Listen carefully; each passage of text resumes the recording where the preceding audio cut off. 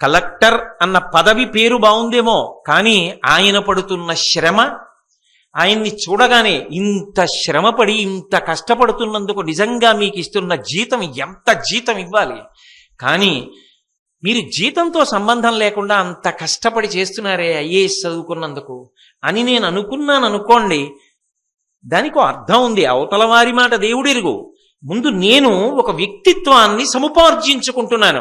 అసూయతో ఎన్నాళ్ళు బ్రతుకుతావు? నీకన్నా అధికులు కనపడకుండా సమాజం అన్న దాంట్లో ఎలా ఉంటుంది? ఉంటారు అధికులు. ఆ అధికుల యొక్క ప్రజ్ఞాపాఠవాలకి 2 చేతులు ఎత్తి నమస్కారం చేసి బ్రతకడం నేర్చుకో. అంతేకాని అసూయ చెంది నీకన్నా గొప్పవారైన వారందరి మీద అసూయ పెంచుకుంటే దాని వలన నీకొచ్చే ప్రయోజనం ఏమీ లేదు. ఎప్పుడూ మండిపోతూ ఉంటుందంతే గుండె. దాని వలన పొందే అది ఇంకొంచెం బాగా పెరిగి పరిణితి చెందిందనుకోండి, ఏదో బ్రహ్మరాక్షసైంది కురుపు అంటారే, అలా అదొక క్రోధానికి వెళ్ళి క్రోధము ప్రతీకార ధోరణి పొంది అవతల వాళ్ళు బాధపడేటటువంటి అకృత్యములకు పాల్పడతావు.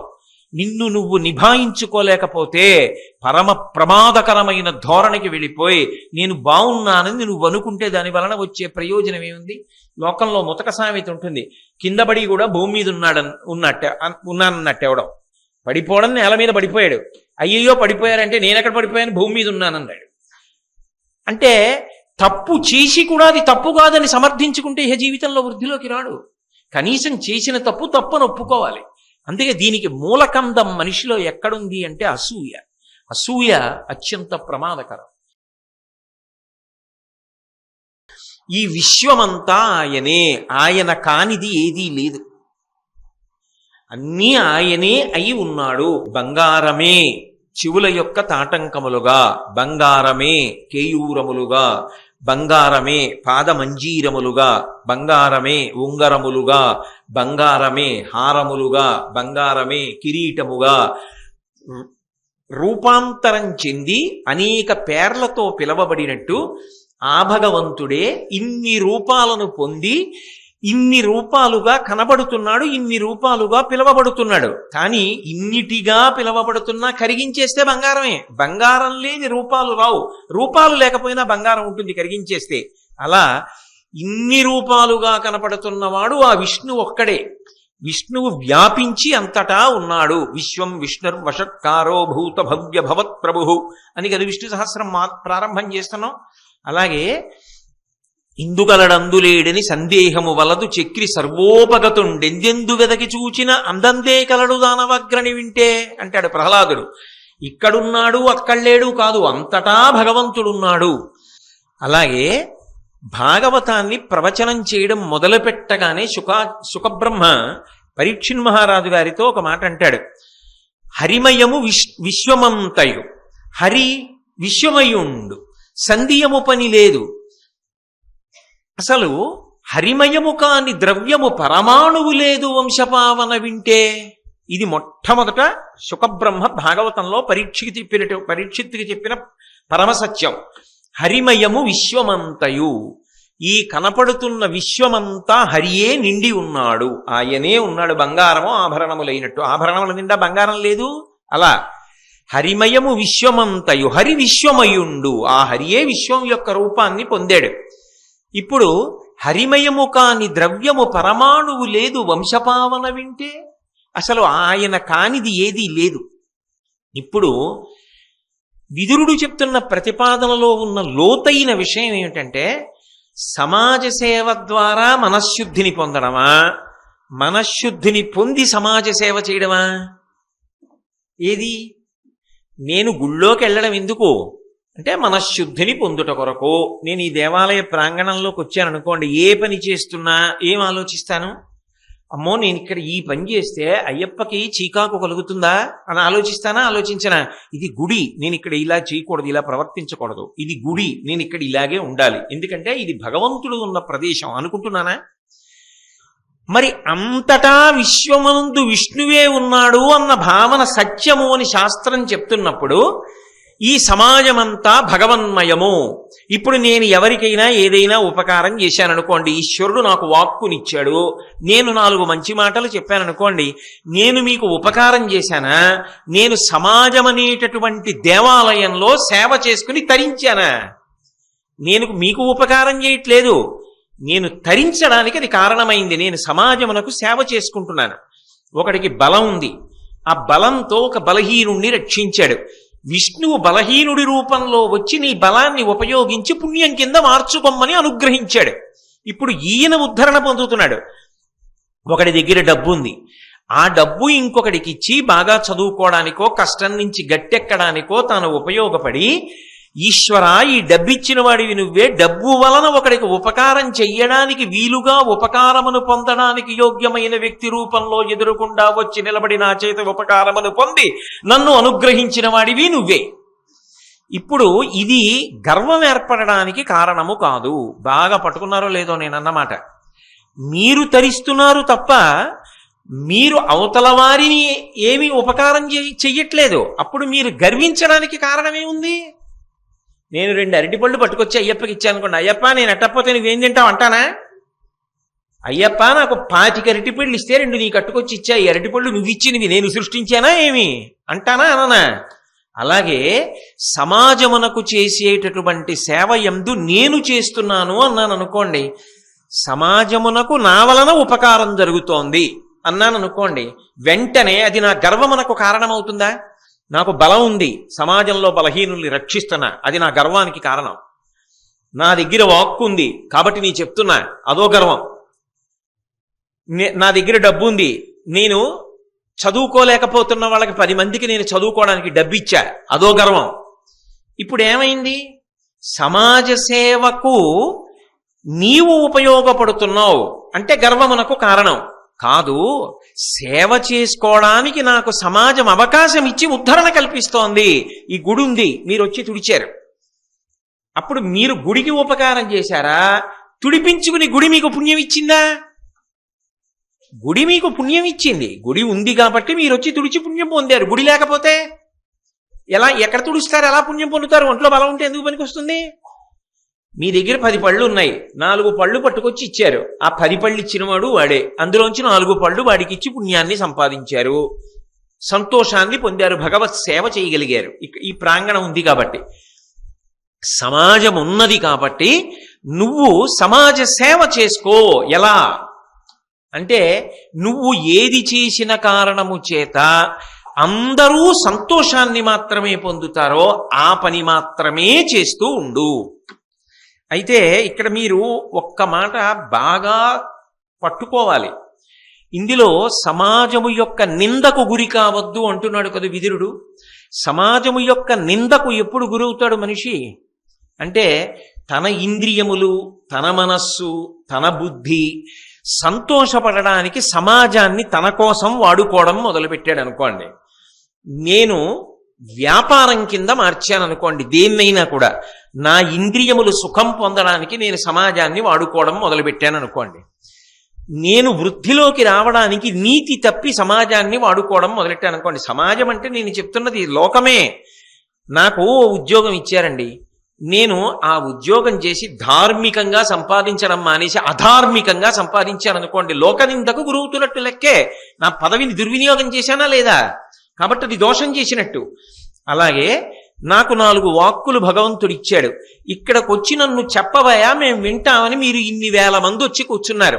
మీరు కూర్చుంటున్నారు కదా అని చెప్పి నేను భారతం చెప్పడం మానేసి అక్కర్లేని విషయాలన్నీ మాట్లాడడం మొదలుపెట్టాను అనుకోండి, అప్పుడు నేను లోకమును నా సంతృప్తి కొరకు వాడుకుంటున్నట్టే. అది దోషం. ఇతర విషయాలు చెప్పమని నిన్నెవడ చెప్పాడు? నువ్వు భారతం ఒక్కటే చెప్పంతే. నువ్వు భారతం చెప్తామని వాళ్ళు వస్తున్నారు, విదురుడు ఏం చెప్పాడో అది చెప్పంతే. అది అంతకు మించి దాటి మాట్లాడకు. నువ్వు మాట్లాడేది విదురుడు చెప్పిన దాన్ని సమర్థించాలంతే. అంతకు దాటి వెళ్ళడానికి నాకు అధికారం లేదు.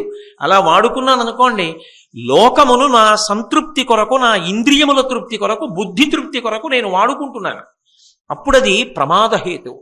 అది రాక్షసత్వం వైపుకి వెళ్ళిపోయిందనుకోండి, సమాజము బాధపడి తాను సంతోషిస్తాడు. అది ఇంకా ప్రమాదం. అది ఎలా ఉంటుంది అంటే, ఒక భయం మీకు తేలికగా అర్థం అవడానికి నేను ఒక తేలిక ఉదాహరణ వాడుతున్నా, అంతకన్నా వ్యగ్రతతో కూడిన ఉదాహరణలు వాడడం నాకు ఇష్టం లేక. ఇప్పుడు ఏదో ఓ పందెరిచినట్టో, ఓ కుక్కరిచినట్టో, ఓ పిల్లి ఏడిచినట్టో, ఒక పిల్ల చటుక్కున ఏ మెట్ల మించో కింద పడిపోతే పెద్ద ఆర్తనాదం చేసినట్టో, నేను వెడుతున్నటువంటి నా ద్విచక్ర వాహనానికి నేను దాన్ని శబ్ద పరికరంగా అంటే హారన్గా పెట్టుకున్నాను. ఇప్పుడు నేను అలా వెళ్ళిపోతున్నాను, నా ముందు ఎవరో పాపం పెద్ద ఆయన వెళుతున్నాడు ద్విచక్ర వాహనం మీద. నేను వెనక నుంచి వచ్చి ఇప్పుడు నేను శబ్దాన్ని ప్రయోగిస్తాను. నేను ఇలా నొక్కితే అది పలుకుతుంది కదా, అది పసిపిల్ల క్యారమని ఏడిచినట్లు వస్తుంది. నాకు తెలుసు ఆయన ఉలిక్కి పడతాడు నేను నవ్వుకుందామని. నేను నొక్కాను. ఆయన పెద్దవాడు కదా, తాత అయినవాడు కదా, అయ్యో పసిపిల్ల ఎక్కడో పడిపోయిందని చాలా కంగారు పడిపోయి అటు ఇటు చూడటంలో ఆయన కింద పడ్డాడు. నేను పరమానంద పడిపోయి వెళ్ళిపోయాను అనుకోండి. ఇప్పుడు ఆయన లేచి తిడతాడా తిట్టడా? నేను అక్కడ దొరకకపోయినా నన్ను అందరూ తిడతారా తిట్టరా? ఒకవేళ అది నేను చేశానని తెలియకపోయినా తిట్టుకుంటారా తిట్టుకోరా? దుర్మార్గుడు ఎవడు రావాడు అని అడుగుతారా అడగరా? ఆ బుద్ధి మొదట ఉండాలి వాడేటప్పుడు. లోకము బాధపడే పని నువ్వు చెయ్యవద్దు. అప్పుడు ద్విచక్ర వాహనం మీద వెడుతూ సెల్ ఫోన్ మాట్లాడడం కూడా అంతే. సమాజము దేవాలయమైనప్పుడు చెలగాటం ఆడవద్దు. సమాజము దేవాలయమని ప్రయాణం చెయ్యి. సమాజము యొక్క హితము కొరకు పనికొస్తుందా? నేను ఇలా బ్రతకవచ్చా? నేను ఇలా బ్రతికితే రేపొద్దున్న నా బిడ్డలకి ఎలా నేను ఉదాహరణ అవుతాను? నాన్నగారు ఆదర్శవంతమైన జీవితం అని నా బిడ్డడే అనలేకపోతే నేను నా కొడుక్కు నీతి చెప్పవలసి వచ్చిందనుకోండి, నాన్నగారు మీరు వయసులో ఉండగా ఏం చేశారో మాకు తెలీదా అన్నాడు అనుకోండి, నా బ్రతుకు ఏం బ్రతుకప్పుడు? అందుకే ఒకడు చూస్తున్నాడా అన్నది కాదు, అది నాకు శాస్త్రము ప్రమాణం అంతే. సమాజ హితము కొరకు నేను బ్రతుకుతున్నానా? సమాజమును నా ఇంద్రియముల యొక్క సుఖము కొరకు నేను వాడుకోవట్లేదు. నేను లోకము యొక్క నింద కలుగుతుందన్న పని నేను చెయ్యకూడదు అంతే. లోకము ఏ పనులు చేస్తే నింద చేస్తుందో ఆ పనులు చేసినప్పుడు వాడు ఎంత డాంబికంగా కనపడినా జీవితము నిరుపయోగమే. ఆయన ఎన్ని బొట్లెట్టుకున్నాడు, ఏ పంచ కట్టుకున్నాడుతో సంబంధం లేదు. ఆయన ఏ పని చేసినా ఈ పని వలన లోకమునకు హితమా అని ఆలోచన చేయగలిగితే అంతకన్నా గొప్ప విషయం ఇంకొకటి లేదయా. బ్రతుకన్న మాటకు అది అర్థం మనుష్య బ్రతుకికి. ఇది పశువులకు అన్వయం కాదు. ఓ కుక్క ఉందనుకోండి, అది ఓ పిల్ల అలా పెడుతుంటే కరుస్తుంది, ఓ పంది కనపడితే కలిగిపడుతుంది. ఎందుకు కలిగిపడుతుంది అంటే దానికేం కారణం అక్కర్లేదు, అది కుక్క బుద్ధి అంతే. ఒక సింహం ఉందనుకోండి, ఈనుతున్నటువంటి జింక అని కూడా చూడదు, దాన్ని కొడుతుంది. ఓ పిల్ల కింద పడింది అనుకోండి, దాన్ని కూడా తినేస్తుంది. అది దాని ధర్మం అంతే, దానికి ఏం తెలియదు. కానీ నేను మనుష్యుణ్ణి. నేను ఒక పని చేసేటప్పుడు సమాజము దేవాలయము, నా చుట్టూ ఉన్న సమాజమే దేవాలయం. ఎన్నాళ్ళు ఇది దేవాలయం, నా ఇంట్లో ఉన్న పూజగది అని బతకను? వివేకానందుడు అంటే అదే అంటాడు, పూజ గదిలో పూజ మొదలుపెట్టి సమాజమునందు మరణించడం నువ్వు పూజ గదిలో మరణించడం కావాలి. నేను పూజ గదిలో పూజ చేయగలనేమో కానీ పూజ గదిలో మరణించగలనా? కానీ ఆఖరణ నా శరీరం ఎక్కడ పడిపోయినా నేను నా పూజా మందిరంలో పడిపోయిన వాడిని కావాలి. అంటే అది ఎప్పుడవుతుంది? నేను ఎదిగి అంతా నాకు పూజా మందిరం అయితే. అలా బ్రతుకు సుమా, నీ బ్రతుకు మెట్టు మెట్టు మెట్టు మెట్టు పైకెక్కు. ఇప్పుడు అలా ఎలా బ్రతుకుతాం? ఏది చేస్తున్నా ఇది లోకహితమునకు పనికొస్తుంది అని ఎలా నిర్ధారణ చేసుకోవాలి? ఒక్కటే, నేను చేస్తున్న పని ధర్మచట్రములోకి ఇముడుతోందా? అదొక్కటి చూడు చాలు. అది ఇముడుతోంది చేసి ఏం పర్వాలేదు. అది ధర్మచట్రంలోకి ఇమిడింది చెయ్యి, అది ధర్మచట్రంలోకి ఇమడదు చేయవద్దు. నువ్వు సిద్ధాంతాలు చేయకు, దీనివల్ల లోకానికి హితం ఏం తప్పిందండి అని అనకు. అది తప్పి తీరుతుంది. నువ్వు బుకాయించవచ్చు ఇవాళ, కానీ రేపొద్దున్న నిజంగా అది ఎక్కడ హితం తప్పిపోయిందో తెలిసిన తర్వాత నువ్వు మాత్రం దాన్ని ఇంకా మార్చలేవు. అది దోషమైపోతుంది. ఈ రెండిటిని సమన్వయం చేసుకోవడం జీవితంలో రావాలి సుమా. అలా రెండిటిని కలపడం రాకపోతే ఇబ్బందికి వెడుతుంది. కాబట్టి ఇప్పుడు దేవాలయానికి వస్తే ఏం చేస్తున్నావు? పూజ చేస్తున్నావు. సమాజానికి వెడితే ఏం చేస్తావు? నాకు ఏముందని నేను సేవ చేయనండి అని అడక్కు. నీకు భగవంతుడు పెట్టుబడిగా రెండిటినిచ్చి పంపించాడు. ఏవి ఆ రెండు? 84 లక్షల జీవరాశులలో 83,99,999 ప్రాణులకు భగవంతుడు వాక్కు ఇవ్వలేదు. నాకొక్కడికే వాక్కు ఇచ్చాడు, నాకంటే మనుష్యులకు. నువ్వు ఏ మాట మాట్లాడినా అబద్ధాలు ఆడవద్దు. ఏ మాట మాట్లాడినా ఏదో ప్రాణం పోతోందంటే ఏమో అన్నింటికీ మీకు కుదురుతుందా ఇలాగే మాట్లాడతారు వేదికెక్కి అనద్దు. నేను భారతం చెప్పాలి, భారతం చెప్తున్నాను కాబట్టి సత్యమును పలుకు, పరులకు హితము కలిగేటటువంటి మాట మాట్లాడు. నువ్వు మాట మాట్లాడితే అవతల వాళ్ళ జీవితంలో ఒక చిన్న మార్పు అయినా రావాలి, ఒక మంచి మార్గంలో వాళ్ళు వెళ్ళాలి. అలా మాట్లాడు తప్ప నోట మాట తెల్లవారి లేచిన దగ్గర నుంచి రాత్రి వరకు కపటం కోసం వాడవద్దు. ఆయన ఎవ్వరికీ ఇవ్వనిది నీకు ఇచ్చాడు కాబట్టి తెలియట్లేదు, కానీ అది లేని వాళ్ళకి తెలుసు దాని విలువేమిటో. రామ అని రామనామం చెప్పాలని అనుకుందనుకోండి, ఒక జీవుడు కుక్కలో ఉండి అనగలడా? నేను అనగలను. ఒక హితవాక్కు చెప్పగలిగిన జీవుడు ఒక జంతువులో ఉన్నా చెప్పలేడు, నేను చెప్పగలను. కాబట్టి నువ్వు ఏ మాటలు మాట్లాడుతున్నావో అవి సారవంతములైన మాటలు మాట్లాడి ఆదర్శవంతమైన జీవితాన్ని గడుపు. దానికి పెద్ద చదువే చదువుకోవాలని లేదండోయ్. మీరు కొన్ని చోట్ల చూడండి, మా తాతగారండి మహానుభావుడు పల్లెటూరులో వ్యవసాయం చేసేవారు. ఆ ఊళ్ళో రామాలయం కట్టినప్పుడు మా తాతగారికి అప్పచెప్పారండి రామాలయం. మా తాతగారు రాత్రి అయ్యేటప్పటికీ రామాలయం డబ్బులు తీసుకొచ్చి, రామాలయానికి చెందిన డబ్బు ఇంత ఖర్చు పెట్టారు, ఇంకా రామాలయానికి ఇంత ఉంది అని ఖాతా పూర్తి చేసి రామా రామా రామా రామా అని చెప్పి ఆ పుస్తకం ఇంట్లో పెట్టి పడుకునేవారండి. ఆయన జీవితం అయిపోయే వరకు అలా రామనామం చెప్తూ రామాలయానికి సేవ చేసి రామనామంతో వెళ్ళిపోయారు అన్నవాళ్ళు ఉన్నారు. లేరని మీరు అనుకోకండి. మన సత్సంగంలోనే ఉన్న ప్రసాద్ బాబు గారు వాళ్ళ తాతగారు ఎక్కడో పల్లెటూరులో ఒక రామాలయానికి అలా సేవ చేసి తరించారు.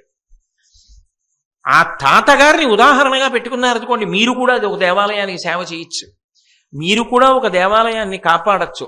ఆయనలా నిజాయితీగా బ్రతికేవాడిని కదా ఒక రామాలయాన్ని చేతిలో పెట్టారు. అలా నిజాయితీగా జీవించడానికి వాక్కు చాలు, సమాజానికి సేవ చేయడానికి ఈశ్వరుడిచ్చిన శరీరం చాలు. నువ్వు సంపాదించిన డబ్బు పెట్టావా పెట్టలేదా పోనీ వదిలిపెట్టు.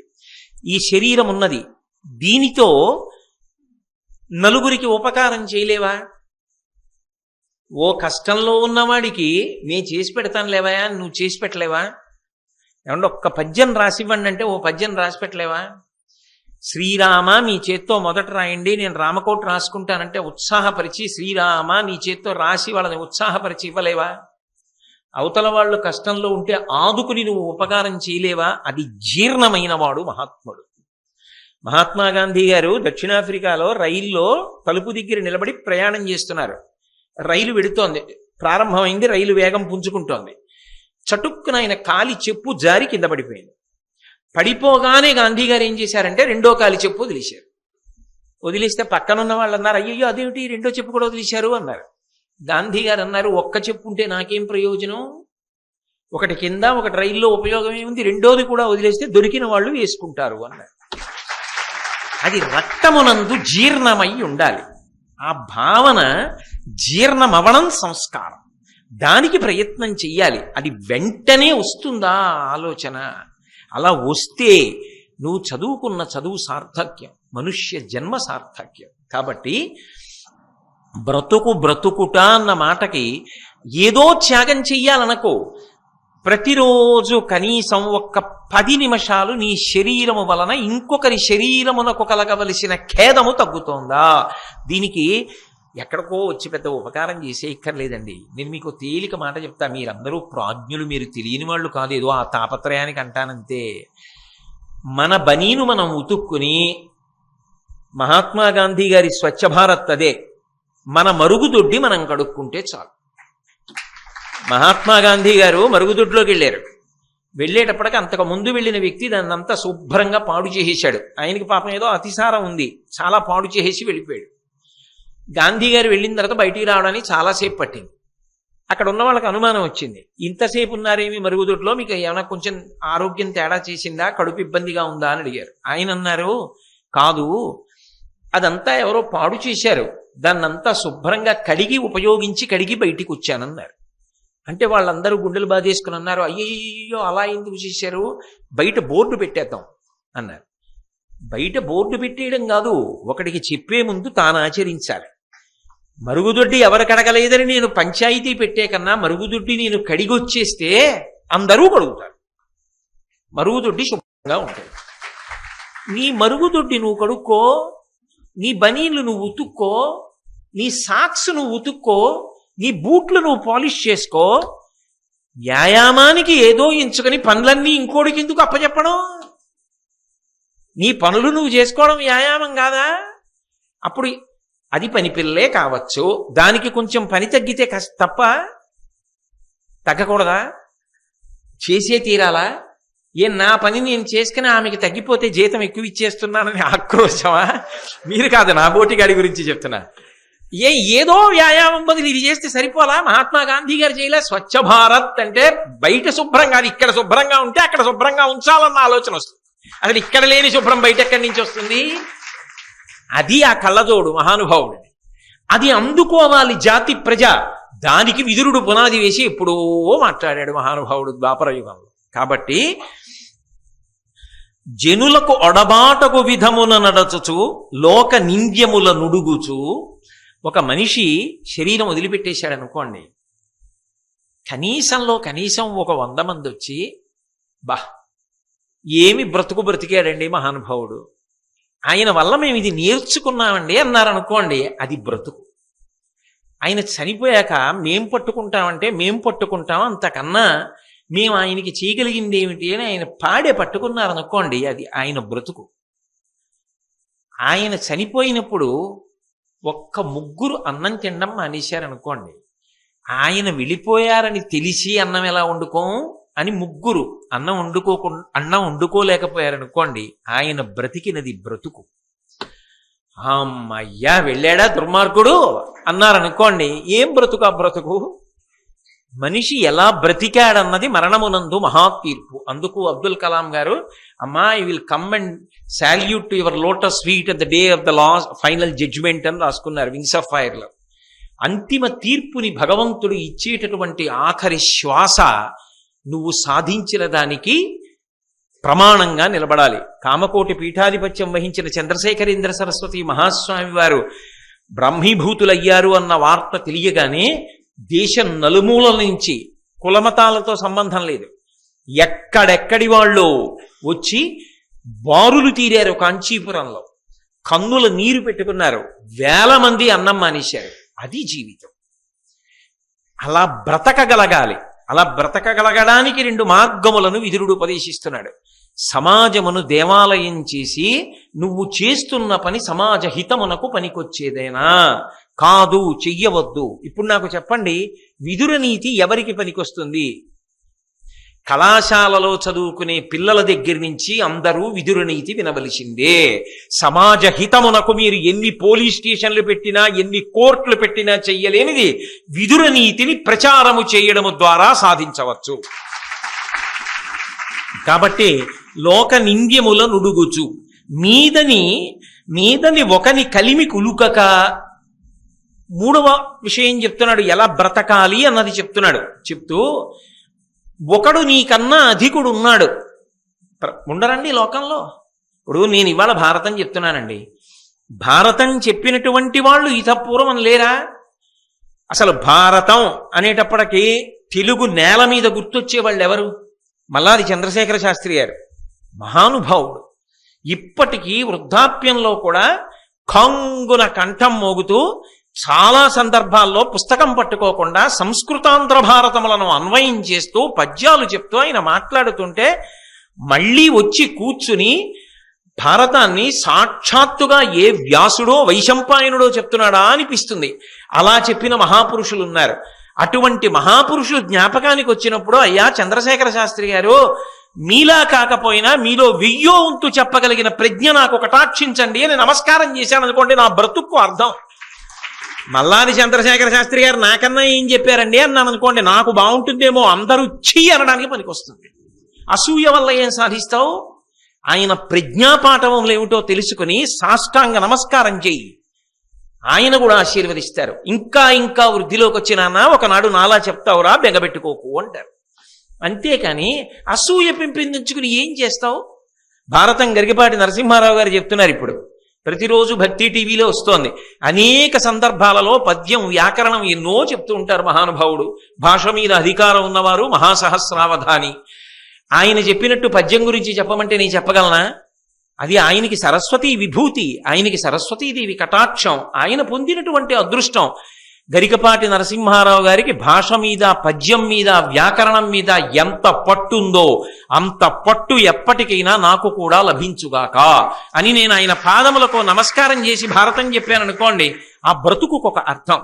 అంతేగాని గరికపాటి నరసింహారావు మీద నేను ఏడిచి మళ్ళా అది చంద్రశేఖర శాస్త్రి గారి మీద నేను ఏడిస్తే అది ఏం బ్రతుకు? ఆ బ్రతుకు అది కాదు. అసూయ వలన నువ్వు పొందగలిగినది లేదు. ఏ రంగంలోనైనా సరే నీకన్నా ధనికుడు కనబడ్డాడు, మహానుభావుడు ఎంత కష్టపడి సంపాదించాడో, ఆ పూర్వీకులు ఎంత శ్రమ చేసి సంపాదించారో, ఔదార్యముతో ప్రవర్తించు. ఒక అధికారి కనబడ్డాడు, మహానుభావుడు ఎంత చదువుకున్నాడో, ఎంత కష్టపడుతున్నారో, నాదేముంది, ఓ గుమాస్తా ఉద్యోగంలోనో ఓ చిన్న అధికార పదవిలోనో ఉన్నాను కాబట్టి సాయంకాలం అయ్యేటప్పటికి దులుపుకు పోతాను. కానీ ఆయన రాత్రింబవళ్ళు నిద్రపోతూ కూడా ఎంత కష్టపడుతున్నారో, ఎంత శ్రమ పడితే ఆ స్థానంలో కూర్చుని తట్టుకోగలుగుతున్నారో. ఒక జిల్లా కలెక్టర్ గారు పేరు వినడానికి బాగుంటుంది, కానీ కలెక్టర్ గారు నేను నిద్రపోయినట్లు నిద్రపోతారా? నేను హాయిగా కాకినాడలో కూర్చుంటున్నాను, ఆయన రోజుకి ఎన్ని వందల కిలోమీటర్లు ప్రయాణం చేస్తున్నారో.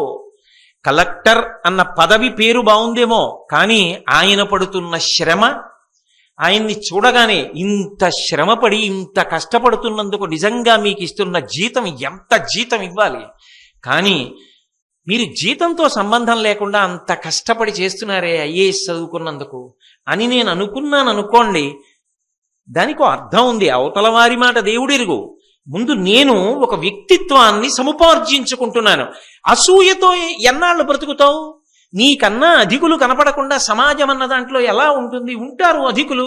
ఆ అధికుల యొక్క ప్రజ్ఞాపాఠవాలకి 2 చేతులు ఎత్తి నమస్కారం చేసి బ్రతకడం నేర్చుకో. అంతేకాని అసూయ చెంది నీకన్నా గొప్పవారైన వారందరి మీద అసూయ పెంచుకుంటే దాని వలన నీకొచ్చే ప్రయోజనం ఏమీ లేదు. ఎప్పుడూ మండిపోతూ ఉంటుందంతే గుండె. దాని వలన పొందే అది ఇంకొంచెం బాగా పెరిగి పరిణితి చెందిందనుకోండి, ఏదో బ్రహ్మరాక్షసైంది కురుపు అంటారే అలా అదొక క్రోధానికి వెళ్ళి క్రోధము ప్రతీకార ధోరణి పొంది అవతల వాళ్ళు బాధపడేటటువంటి అకృత్యములకు పాల్పడతావు. నిన్ను నువ్వు నిభాయించుకోలేకపోతే పరమ ప్రమాదకరమైన ధోరణికి వెళ్ళిపోయి నేను బాగున్నానని నువ్వు అనుకుంటే దాని వలన వచ్చే ప్రయోజనం ఏముంది?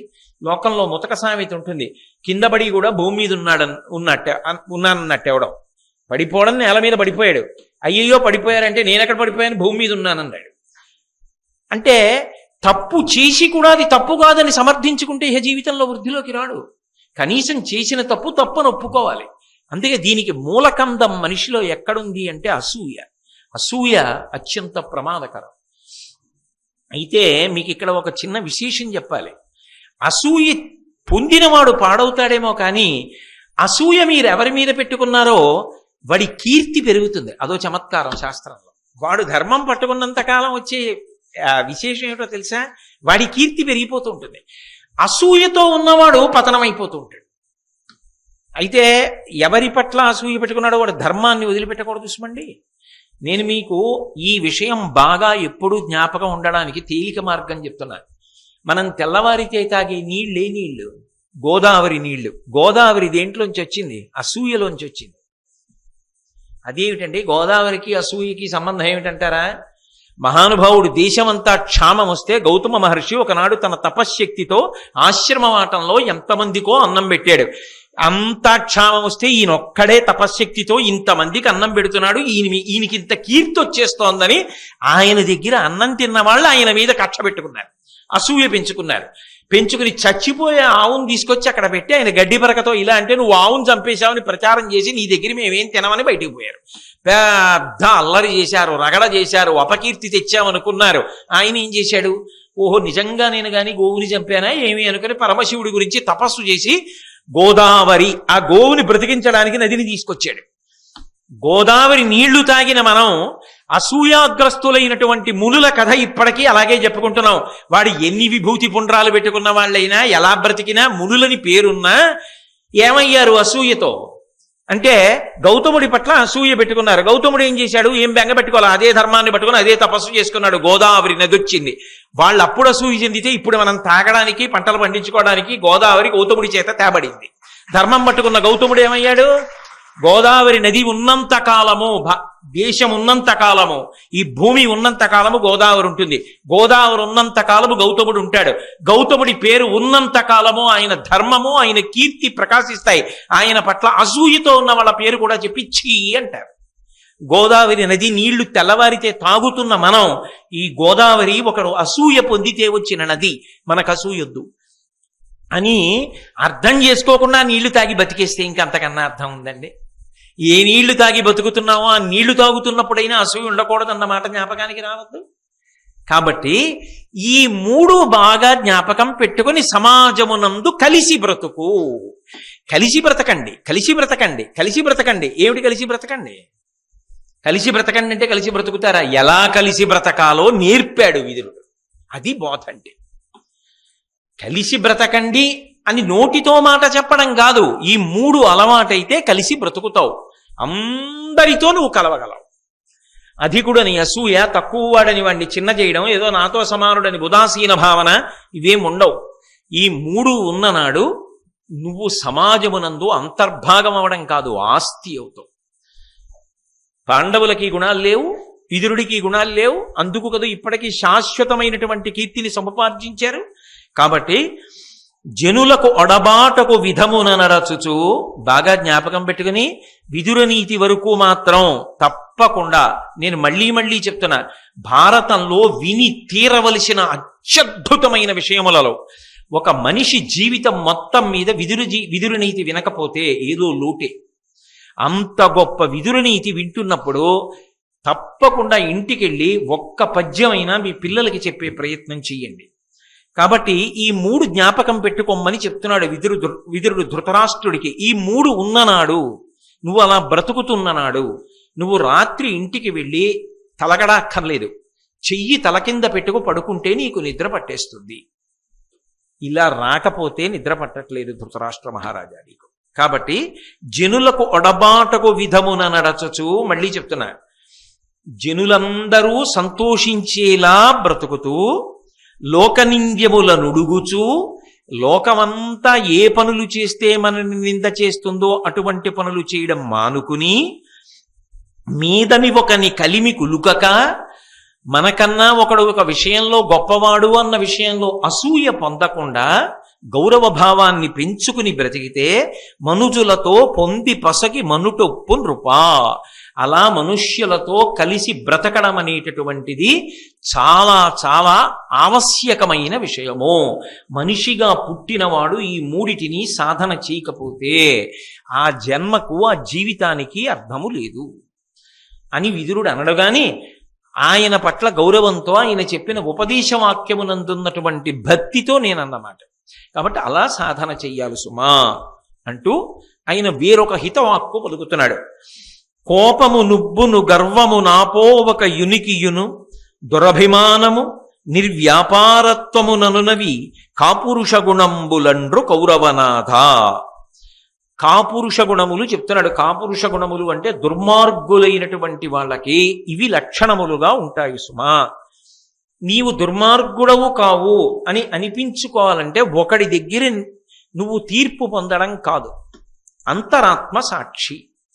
ఇవి లేవు అన్న స్థితికి ఎదిగావా లేదా పక్కన పెట్టు. కనీసం ఇవి నీ యందు ఉన్నాయి అని నువ్వు అనుకుంటే వాటి నుంచి బయటపడడానికి ఏమైనా ప్రయత్నం చేస్తున్నావా? ఇప్పుడు నేను పైకి చూడ్డానికి బాగున్నానండి, ఆకలిస్తోందా? వేస్తోంది. అన్నం తింటున్నారా? తింటున్నాను. జీర్ణం అవుతోందా? అవుతోంది. రాత్రి నిద్ర పడుతుందా? పడుతుంది. ప్రశాంతంగానే ఉంటున్నారా? ఉంటున్నాను. బరువు అకస్మాత్తుగా ఏం తగ్గిపోలేదా? గత 3 నెలల్లో ఏం తగ్గిపోలేదు, అలాగే ఉన్నాను. ఎందుకైనా మంచిది ఒకసారి ఈ పరీక్షలు చేయించుకోండి అన్నాడు వైద్యుడు. పరీక్షలు చేయించుకున్నాను. అకస్మాత్తుగా నాకు ఏదో ఒక రుగ్మత ఉన్నది శరీరంలో అని బయటపడింది. వెంటనే వైద్యుడు జాగ్రత్త పడి, చూశారా చేయించుకోవడం ఎంత మంచిదైందో, దీన్ని మీరు ఉపేక్షించి ఉంటే ఇంకొక 2 నెలల తరువాత చాలా ప్రమాదానికి వెళ్ళిపోయి ఉండేది. ఇక మిమ్మల్ని రక్షించడం నా చేత కూడా అయ్యే పని కాదు. అది 4వ స్థాయికి వెళ్ళిపోయేది. 3వ స్థాయిలో ఉంది కాబట్టి 3 నెలలు చాలా జాగ్రత్తగా ఔషధం సేవించండి, తగ్గుతుంది లేండి అని, చాలా అదృష్టమైంది పరీక్ష చేయించుకోవడం అని వైద్యం చేశాడు. పర్వాలేదు, తగ్గుతోంది, కానీ జాగ్రత్త చూసుకోండి. ఇక పైన ఈ విషయాల్లో మీరు కొంచెం జాగ్రత్త పాటించాలి. ఎక్కడ పడితే అక్కడ తినడం, ఎక్కడ పడితే అక్కడ తిరుగుతూ ఉండడం, ప్రయాణాలు తగ్గించుకోండి అన్నాడు. ఉదాహరణకి చెప్తున్నా, ఇవన్నీ నిజంగా అయిపోయాయా, కోటేశ్వరరావుకి ఏమైనా అయిపోయిందా, వైద్యులు అలా చెప్పారా, అక్కర్లేని విషయాలకి తలబాదుకోకండి. ఇటువంటివి నేను మీ మీద పెట్టి చెప్పకూడదు, అందుకని నా మీద పెట్టి చెప్పుకోవడం అంతే. కాబట్టి నేను నా అనారోగ్యం నాకు తెలియకుండా ఏదైనా ఉందా, పరీక్ష చేయించుకుంటున్నానా? ఇది ఈ పద్యం అటువంటిది. నువ్వు నీ భార్యను అడగక్కర్లేదు, తల్లిదండ్రులను అడగక్కర్లేదు, పిల్లలను అడగక్కర్లేదు, నీకు నువ్వు పరిశీలించుకో. ఇందులో ఎక్కువ ఉండిపోతే 10 మందికి నువ్వు మంచివాళ్ళ కనపడుతున్నా నువ్వు దుర్మార్గుడి సుమా ఈశ్వరుడి దృష్టిలో. నీకు భగవంతుడిచ్చిన శరీరం సక్రమంగా ఉపయోగించట్లేదు సుమా. ఇంత గొప్ప శరీరాన్ని ఆయన ఇచ్చాడు, దేనికి ఉందండి చెయ్యిలా పట్టుకోవడానికి? ద్వైపం అంటుంది వేదం. లోకంలో కేవలం 3 ప్రాణులే చేత్తో పట్టుకుని నోట్లో పెట్టుకుంటాయి. మిగిలింది ఏదైనా తినాలంటే పరిగెత్తుకొచ్చి నోటితో కొట్టి తినాలి. నేను తినాలంటే చేత్తో పట్టుకుని నోట్లో పెట్టుకుంటా. 3 ప్రాణులు తింటాయి అలా. 1 కోతి, 2 ఏనుగు తొండంతో పట్టుకుని నోట్లో పెట్టుకుంటుంది, 3 మనుష్యుడు, అంటే ఉత్కృష్ట ప్రాణులని గుర్తు. మరి భగవంతుడు ఇంత గొప్ప శరీరాన్ని ఇచ్చాడే, వాక్కునిచ్చాడే, చేతినిచ్చాడే, కాళ్ళు ఇచ్చాడే, ప్రదక్షిణం చేయగలనే, ఈ చేతులతో బెంగ పెట్టుకోకుండా ఇలా అనగలనే. మరి ఇన్ని ఆయన ఇచ్చినప్పుడు ఈ గుణములు కానీ ఉన్నాయనుకోండి, నీకు మళ్ళీ ఇది ఇవ్వడం అనవసరమని ఈశ్వరుడు తీర్పు చెప్తాడు. నీకు ఎందుకురా మళ్ళీ ఇది, నువ్వేం చేసావు దాంతో అంటాడు కదా. అందుకని ఇవి లేకుండా ఉన్నాయా నీకు నువ్వు పరిశీలనం చేసుకో. ఇవి కాపురుష గుణంబులండ్రు కౌరవనాథ. ఇవి ఉంటే నిద్ర పట్టదు, ఇవి ఉంటే నువ్వు సమాజం మనకు ఉపయోగపడవు, సరికదా. ఇవి ఉన్నవాడు తనని తాను ద్రోహం చేసుకుంటాడు, 10 మందికి మోసం చేస్తూ జీవితాన్ని గడిపేస్తాడు. దానివల్ల ఏదో బాగున్నాను అనుకుంటూ ఉంటాడు అంతే. కానీ బాగున్నాను అనుకుని బ్రతికేసినంత మాత్రాన ఏమిటండి ఉపయోగం? రామకృష్ణ పరమహంస చెప్తారు, ఓ పాము కప్పని పట్టుకుంది, అది ఇలా ఎత్తి నోరు చటుక్కుని లోపలికి తీసుకుంటూ ఉంటుంది. ఆ కప్పని పట్టుకుంది, విషం ఎక్కుతోంది కప్పలోకి, మెల్లిగా కొద్దిగా మగతొస్తోంది, ఇక ప్రాణం వదిలేయాలి.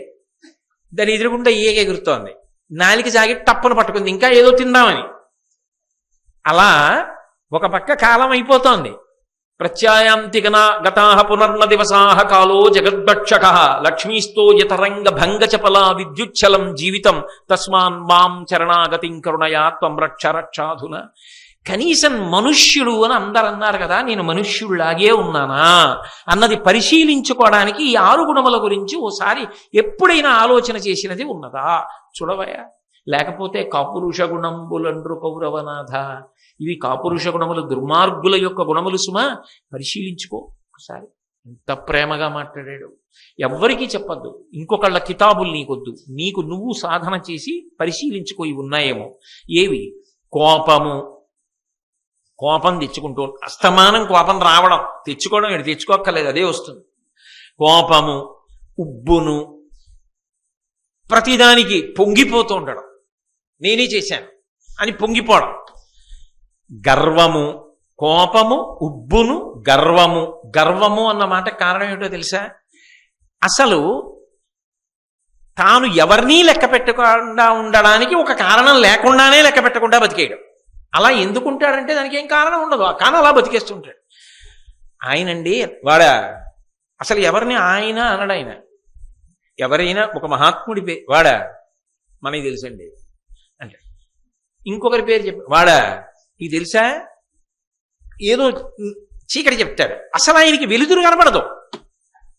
ఎవ్వడిలోనూ చెడ్డ గుణాన్ని తప్ప అసలు మంచి గుణాన్ని ఆయన మాట్లాడు. మా రామకృష్ణారావుకి ఎవరిలోనూ చెడ్డ గుణం కనబడదు, అది అదృష్టం. కాబట్టి కోపము, ఉబ్బును, గర్వము, ఏ కారణం లేకుండానే, అంటే పోనీ ఆయనకన్నా ఈయనేమన్నా అధికుడా, తెలుసున్నవాడా, చదువుకున్నాడా, ఐశ్వర్యవంతుడా, బలం ఉన్నవాడా, దానికి ఏం కారణం లేదు. కానీ అన్నిటికీ ఏమంటుంటాడంటే అంటుంటాడు, ఇలా చూపిస్తుంటాడు, నాకన్నానేటో అని. గర్వము. ఎందుకు చెప్తున్నానంటే బాగా నేను వెనకాతల మళ్ళీ ఇంకో మాట ఉంది, దానికి దీనికి తేడా తెలియాలి. కోపము నువ్వును గర్వము ఆపోవక యునికియు. తృప్తి లేకపోవడం, అసలు దేనికి తృప్తి ఉండదు వాడికి. దురభిమానము. దురభిమానము అంటే ఇక్కడ మళ్ళీ గర్వం అని అన్వయం కాదు. దురభిమానము అంటే ఏదో ఒకటి అట్టుకుంటాడు, దానివల్ల అన్నీ అంటుంటాడు. నాకన్నా ఎవడందంగా ఉంటాడండి అంటే దానొక్క దాన్ని పట్టుకుని ఇంకా మిగిలిన వాళ్ళు ఎందులో ఎంత గొప్ప వాళ్ళైనా పనికిరారు. దురభిమానము. నిర్వ్యాపారత్వము. ఏ పని చేయడు, అలా హాయిగా కూర్చున్నానంటాడు. హాయిగా అంటే ఏ పని చేయకుండా గడిపేయమంటే ఎంత సంతోషం. నిర్వ్యాపారత్వము. ఇవి కాపురుష గుణంబులండ్రు కౌరవనాథ. ఇవి దుర్మార్గులకు అంటే దుర్జనులకు ఉండేటటువంటి లక్షణాలు. ఇవి పరిశీలించుకో. అయితే ఇది ఏ సామాన్యమైన పద్యం కాదు, కొన్ని టన్నుల బరువైన పద్యం. కోపము. ఏమన్నా మరి కోపం ఉండకూడదా? అసలు కోపం ఎక్కడి నుంచి వస్తుందో తెలిస్తే దాన్ని ఏమన్నా మనం బయట ద్వారం మూసేయచ్చు.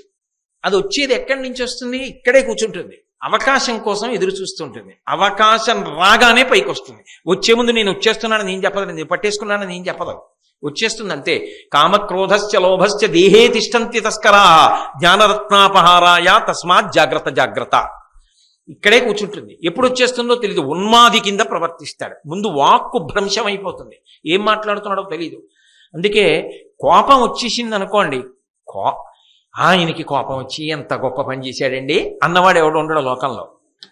కోపం వస్తే తన ఒళ్ళు తాను మరిచిపోయి ఏ పనైనా చేస్తాడు. అకార్యం చేయకూడదు. క్రుద్ధ పాపం న కుర్యాత్క క్రుద్ధో హన్యాద్గురూనపి క్రుద్ధ పరుషయా వాచ నరం సాధు నధిక్షిపేత్ అంటారు రామాయణంలో హనుమ సుందరకాండలో. క్రుద్ధ పాపం న కుర్యాత్క. బాగా క్రోధం వచ్చేసిన వాడికి ఇది తప్పు అన్న భావన అసలు ఉండదు. నకుర్యాత్క క్రుద్ధో హన్యాద్గురూనపి. ఎదురుగుండా ఉన్నవాడు గురువు అంటే పెద్దవారు అని ఆలోచించడు, ఆయనని చంపేయడానికి కూడా వెనకాడు. క్రుద్ధో హన్యాద్గురూనపి క్రుద్ధ పరుషయా వాచ. ఆ కోపం వచ్చేసిన వాడి మాట అదుపు తప్పిపోతుంది. వెంటనే ఏకవచన ప్రయోగం చేస్తాడు, మురే అంటాడు, నిందావాక్యములను పలుకుతాడు. అసహ్యకరంగా, అనాగరికంగా, సంస్కృతి రహితంగా మాట్లాడడం మొదలు పెడతాడు. క్రుద్ధ పాపం న కుర్యాత్క క్రుద్ధో హన్యాద్గురూనపి క్రుద్ధ పరుషయా వాచ నరం సాధు నధిక్షిపేత్. ఎంత గొప్పవారు కానివ్వండి, అధిక్షేపించి వాడెంత అని ప్రవర్తిస్తాడు. కోటి జన్మలెత్తి ఆయన సాటి కాగలనా? అది సాత్వికంగా ఉంటే వచ్చే ఆలోచన. ఆ క్రోధం వచ్చిందనుకోండి అసలు ఆ ఆలోచన రానివ్వదు, మనిషిని పశువుని చేసేస్తుంది. కాబట్టి ధన్యాస్తే పురుష శ్రేష్టా ఏ బుద్ధ్యా కోపముద్ధితం నిరుంధంతి మహాత్మానో దీప్తమగ్ని వివాంభస. అగ్ని రగులుతోందనుకోండి, దాని మీద నీళ్లు పోసినవాడు ప్రాజ్ఞుడు, దాన్ని ఆర్పుతాడు. అలాగే ధన్యాస్తే పురుష శ్రేష్టా ఏ బుద్ధ్యా కోపముద్ధితం నిరుంధంతి మహాత్మానో దీప్తమగ్ని వివాంభస. అగ్నిని నీటితో చల్లార్చినట్టు అంతఃపరిశీలనం చేత తన కోపాన్ని తాను తగ్గించుకున్నవాడెవడో వాడు ధన్యాస్తే పురుష శ్రేష్టా, వాడు ధన్యాత్ముడు. అయితే ఎలా కోపాన్ని పరిశీలించడం? అది వచ్చి పట్టేసుకున్నాక పరిశీలించడం ఎలా అంటే, కోపం వచ్చినటువంటి సందర్భంలో కానీ కోపానికి వశపడిపోతున్నాను ఊగిపోతున్నాను అనుకున్నప్పుడు కానీ మొట్టమొదట నువ్వు ఒక్కడివే కూర్చో. అసలు ఎవరితో అన్వయం కావద్దు. ముందు ప్రశాంతపడిపో, ఒక్కడివే కూర్చో. కూర్చుని ఒక విషయాన్ని ఆలోచించు. మంచిదే, కోపం తెచ్చుకున్నాను. ఎందుకు కోపం వచ్చింది? అవతల వారు తప్పు చేశారు కనుక. మంచిదే, అవతల వారు తప్పు చేశారు కాదు అంటే ఒప్పుకుంటాడు ఆ సమయంలో? ఖచ్చితంగా సత్యమే, అవతల వాడు తప్పు చేశాడు కాదన్నాం. అయితే తప్పు చేసిన వాడికి శిక్ష వెయ్యడానికి తప్పు చేయని వాడైతేనే అధికారం. నీ జీవితంలో ఎప్పుడూ నువ్వు తప్పు చేయలేదా? నిరుంధంతి మహాత్మానో దీప్తమగ్ని వివాంభస. ఇప్పుడు అగ్ని మీద నీళ్లు పోస్తున్నాడు.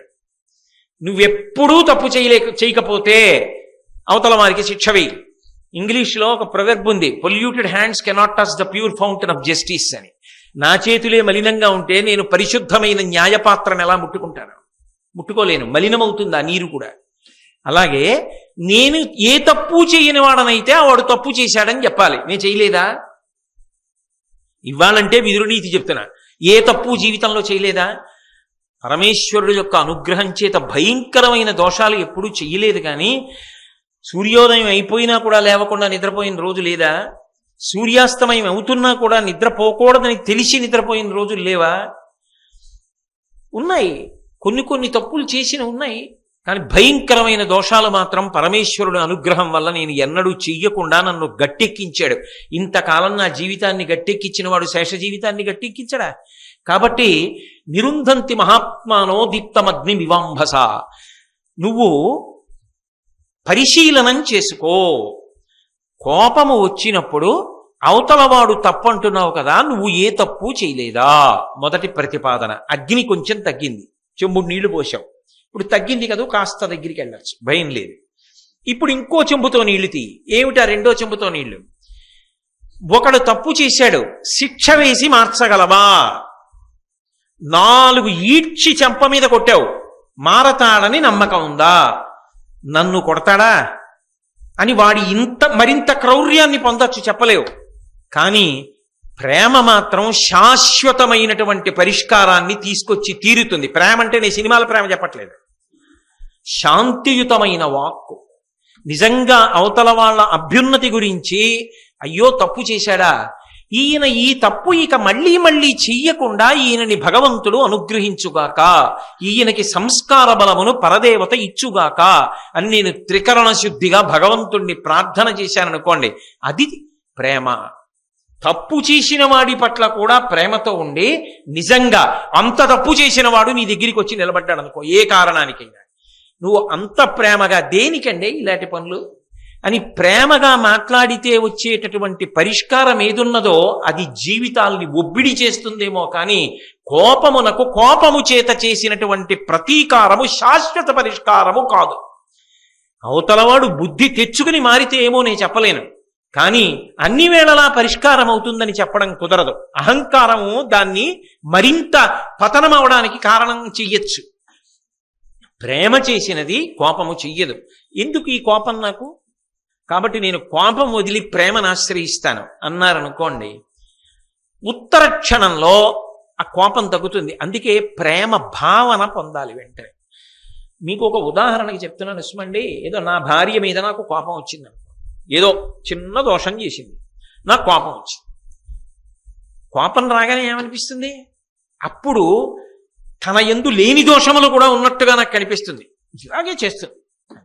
అప్పుడు అధికారం ఉందిగా భర్త, ఏదో అనాలనిపిస్తుంది. అప్పుడు ఎంతటి ప్రేమైకమూర్తి, నీ జీవితంలో కష్టసుఖాల్లో నీతో ఎలా కలిసి నడిచింది, ఎన్నిసార్లు నీ మనశ్శాంతికి ఆమె కారణం, అసలు నీ జీవితంలో నువ్వు ఊంచుకుని నిలబడడానికి ఆమె నీకు ఎంత ఆధారభూతమైంది. అటువంటిది ఒక చిన్న దోషం చేస్తే అంత విరుచుకు పడిపోవాలా నువ్వు? ప్రేమగా, ఏమి ఇలా చేసావు, జాగ్రత్తగా చూడు అని ఒక మాట అనలేవా అని నేను అనుకున్నాను అనుకోండి. ఆమె యందున్న ప్రేమని స్మరించాను అనుకోండి, నేను ప్రశాంతంగా ఉంటా, నా వాక్కుకు పారుష్యం ఉండదు. అందుకే ఇది పరిశీలనం చేసుకుని విడిచిపెట్టే ప్రయత్నం నువ్వేమైనా చేస్తున్నావా? లేకపోతే నాకండి చాలా కోపం వస్తుందండి, అందుకే హడిలిపోతారు నన్ను చూస్తే, అదో పెద్ద గొప్ప విశేషమా? నేను ఇలా వస్తున్నాననేటప్పటికే పిల్లలకి హడల్, మా ఆవిడికి హడల్, నేనున్నంతసేపు ఇంటెన్సివ్ కేర్ యూనిట్లా ఉంటుంది మా ఇల్లు. ఏమిటి దానివల్ల గొప్ప? ఏమిటది గొప్ప? నిన్ను నువ్వు ఎప్పుడు పరిశీలించుకుంటావు మరి? అంటే నా బోటిగాడి గురించి నేను చెప్తున్నది, మీ గురించి కాదు. కాబట్టి కోపము అది ప్రమాదహేతు సుమా. దానివల్ల నువ్వు చెయ్యరాని పని చేసి పాడైపోతావు, కోట్ల జన్మల కిందకి వెళ్ళిపోతావు మళ్ళీ. అందుకని పరిశీలించుకో, జాగ్రత్త పడు. కోపము ఉబ్బును అంటే ప్రతి చిన్న విషయానికి కూడా ఇది నేనే చేశానని పొంగిపోతుంటాడు. ఆ పొంగు చిట్ట చివరికి ఎక్కడికి వెళ్ళిపోతుందంటే, ఎక్కడో అక్కడ దానికి ఒక చిన్న ఇబ్బంది వస్తుంది అనుకోండి, అప్పుడు మాత్రం పెద్ద నిందావాక్యం ఒకటి పలికేసి దిక్కుమాలింది, ఇది నాదేమిటి పాని అంటాడు. అంటే ఇది నాది అని అంత పొంగు నువ్వు పొందినదైతే అది పాడవుతున్నప్పుడు కూడా నువ్వే దానికి కర్తవ్యతానిష్టతో ఉండి అరే ఇది పాడవుతోందని బెంగ కూడా పెట్టుకుని దానికి నువ్వే కదా సంరక్షించడానికి కూడా పూనుకుని ఏదో చెయ్యాలి, బాధతో కదా అది పూర్తవ్వాలి నీ చేయి దాటితే. అలా ఉండదు. రామకృష్ణ పరమహంస దీనికి ఒక అద్భుతమైనటువంటి ఉదాహరణ చెప్తారు. కొన్నింటికి రామకృష్ణ పరమహంస, శంకర భగవత్పాదులు వీళ్ళు చెప్పినట్టు లోకంలో చెప్పగలిగిన వాడు లేరు. వెనకటికి ఒకడు కొండ మీద ఇలా వాలుగా ఉన్న చోట ఒక గొప్ప భవనాన్ని నిర్మించాడు. కనపడ్డ వాళ్ళందరినీ పిలిచి మరీ చెప్పాడు, ఎక్కడ కడుతున్నానో తెలుసా? కొండ కిందన ఆ వాలు మీద కడుతున్నాను. అక్కడ నిలబడి చూసావనుకో సూర్యోదయం కనపడుతుంది, సాయంకాలం పెరట్లోకి వెళ్ళావనుకో సూర్యాస్తమయం కనపడుతుంది. ఉత్తర దిక్కుకు వచ్చాడు చూసావనుకో పెద్ద గాలి వేయకుండా అలా పెద్ద పెద్ద చెట్లు పువ్వులు అన్నీ కనపడతాయి. దక్షిణానికి వచ్చి ఇంటి తలుపు తీసి నించున్నాం అనుకో చల్లటి గాలి చెట్ల మించి, అది పూల చెట్ల మించి ఎంత పుష్ప పరిమళమో తెలుసా? అసలు ఆ ఇంట్లో ఉన్నవాడికి అనారోగ్యం ఏమిటయా? ఓషధీ వృక్షాల మించి వస్తూ ఉంటుంది గాలి. అటువంటి ఇల్లు కట్టాను అన్నాడు. ఇప్పుడు ఉబ్బు ఇదంతా నేనే కట్టాడు. కొన్నాళ్ళైంది, అందరినీ తీసుకొచ్చాడు, చూపించాడు, పంపించాడు, ఫోటోలు తీసుకున్నాడు, సెల్ నిండా పెట్టుకున్నాడు, వాట్సాప్లో పెట్టాడు, అన్నీ అయిపోయాయి.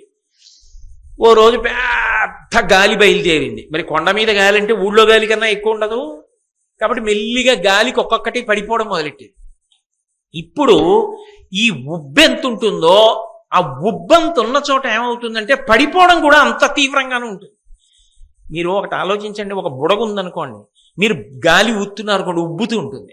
ఆ ఉబ్బడంలోనే పేలిపోయే ప్రమాదం కూడా ఉంటుంది. అది పేలిందనుకోండి ఇంకా మళ్ళీ బుడగగా కూడా ఉండదు, ముక్కలుగానే ఉంటుంది అంతే. అందుకే ఉబ్బుకి చిట్ట చివరి స్థితి ఏమిటంటే పేలిపోవడం. అందుకు మంచిది కాదు సుమ.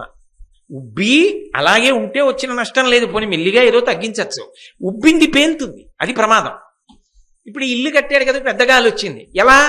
దాని మీద మమకారం ఉంది, ఇది నాదని చెప్పాను చాలా మందికి. రేపు పొద్దున ఏదే మీ ఇల్లు గాలి పడిపోయిందా, అక్కడ ఎందుకు కట్టావే బాబు, మరి ఇలా గాలి వాన రావు మన ఊళ్ళో, చూసావా ఎలా పడిపోయిందో అంత మళ్ళీని అవమాన కారణం కదా. అప్పుడు దేవుడు గుర్తొచ్చాడు, తనది కాదట. అప్పుడు ఏం చెప్తే ఆగుతుంది ఇల్లు అంటే వాయువు కదా వస్తున్నది, అందుకని వాయుదేవుడా నీకు నమస్కారం, నాకు చాలా భక్తి, ఆపు అని బయటికి వచ్చి చూశాడు. అలాగే వస్తుంది గాలి. ఓహో ఈయన పేరు చెప్తే అప్పుడు వాళ్ళ అబ్బాయి ఇల్లు అంటే ఆపుతాడని చెప్పి ఇది నా ఇల్లు కాదు, ఇది హనుమ ఇల్లు, రేపే బోర్డు పెడతా, హనుమత్ నిలయమో అని పెడతాను, పాడు చేసుకుంటే పాడు చేసుకో మీ అబ్బాయి ఇల్లు అన్నాడు. అయినా గాలేం ఆగల. ఓహో ఈయన హనుమంతుడి పేరు చెప్తే ఎందుకు ఆగలేదంటే హనుమంతుడికి దేని మీద నా ఆశ ఏమి, అందుకని కొడుక్కి ఇలాంటివి ఆశలు ఏం లేవని వదిలేస్తున్నాడు. కానీ రాముడి ఇల్లు అంటే హనుమ ఒప్పుకోడు కాబట్టి రాముడి ఇల్లు ఎలా పడగొడతావు నాన్న అని తండ్రిని అడుగుతాడు. అందుకని ఇది శ్రీరామ నిలయం అన్నాడు. ఏం ఊరుకోలేదు గాలి, బ్రహ్మాండమైన గాలి వచ్చి పెళ్ళమని అన్ని పడిపోతున్నాయి, బయటికి పోయి నిచ్చిని. ఇది రాముడిది కాదు, హనుమంతుడిది కాదు, దెయ్యం గొప్ప అని వెళ్ళిపోయాడు. అదేంటి మరి కట్టినప్పుడు అంత గొప్పగా అన్నావు, పోయేటప్పుడు దెయ్యం గొప్ప అంటున్నావు అంటే ఉబ్బలా ఉంటుంది పేలిపోవడం. కాబట్టి ఉబ్బొద్దు దేనికి. దానికి పరిష్కారం ఏమిటి అంటే పొందకుండా ఉండలేవు. గృహస్థాశ్రమంలో మా అబ్బాయి అనకుండా ఎలా ఉంటావు, మా అమ్మాయి అనకుండా ఎలా ఉంటావు, మా ఇల్లండి అనకుండా ఎలా ఉంటావు, నేనేనండి ప్రవచనం చేసింది అనకుండా ఎలా ఉంటావు అనుకో. కానీ అన్నిటికీ విరుగుడు మనసులో మాత్రం ఒకటి అనుకుంటూ ఉండు ఎప్పుడు, ఇవన్నీ ఈశ్వరుడు నాకు ఇచ్చినవి అనుకుంటూ ఉండు. ఇవన్నీ భగవంతుడు ఇచ్చాడు నాకు, భగవంతుడు నాకు ఇచ్చి ఆయన ఎంతో సంతోషంగా నా చేత ఇవన్నీ చేయిస్తున్నాడు. ప్రవచనం నేను చేయడం ఏమిటి? మహానుభావుడు విదురుడు గురించి చెప్పవలసి వస్తే నేనా చెప్పగలిగిన వాడిని, ఏం తెలుసని చెప్పను.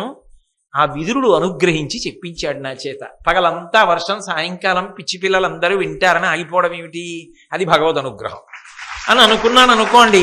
ఉబ్బు లేదు, పేలడం లేదు, రెండూ లేవు. దానికి కారణం వాడు కాబట్టి వాడు ఉబ్బవలసిన వాడు, వాడికి ఉబ్బడం ఉందేమో కానీ పేలడం లేదు కాబట్టి గొడవే లేదు. కాబట్టి నీ మీద పెట్టుకోకు, వాడి మీద పెట్టు. కొడుకు మంచివాడు, నా గొప్ప కాదు, మంచి కొడుకుని కందామని సంకల్పాలు ఉంటాయేమిటి? కొడుకుని కందామని సంకల్పం ఉంటుంది కానీ ఈశ్వరానుగ్రహం మాట విని కొడుకుని ఇచ్చాడు.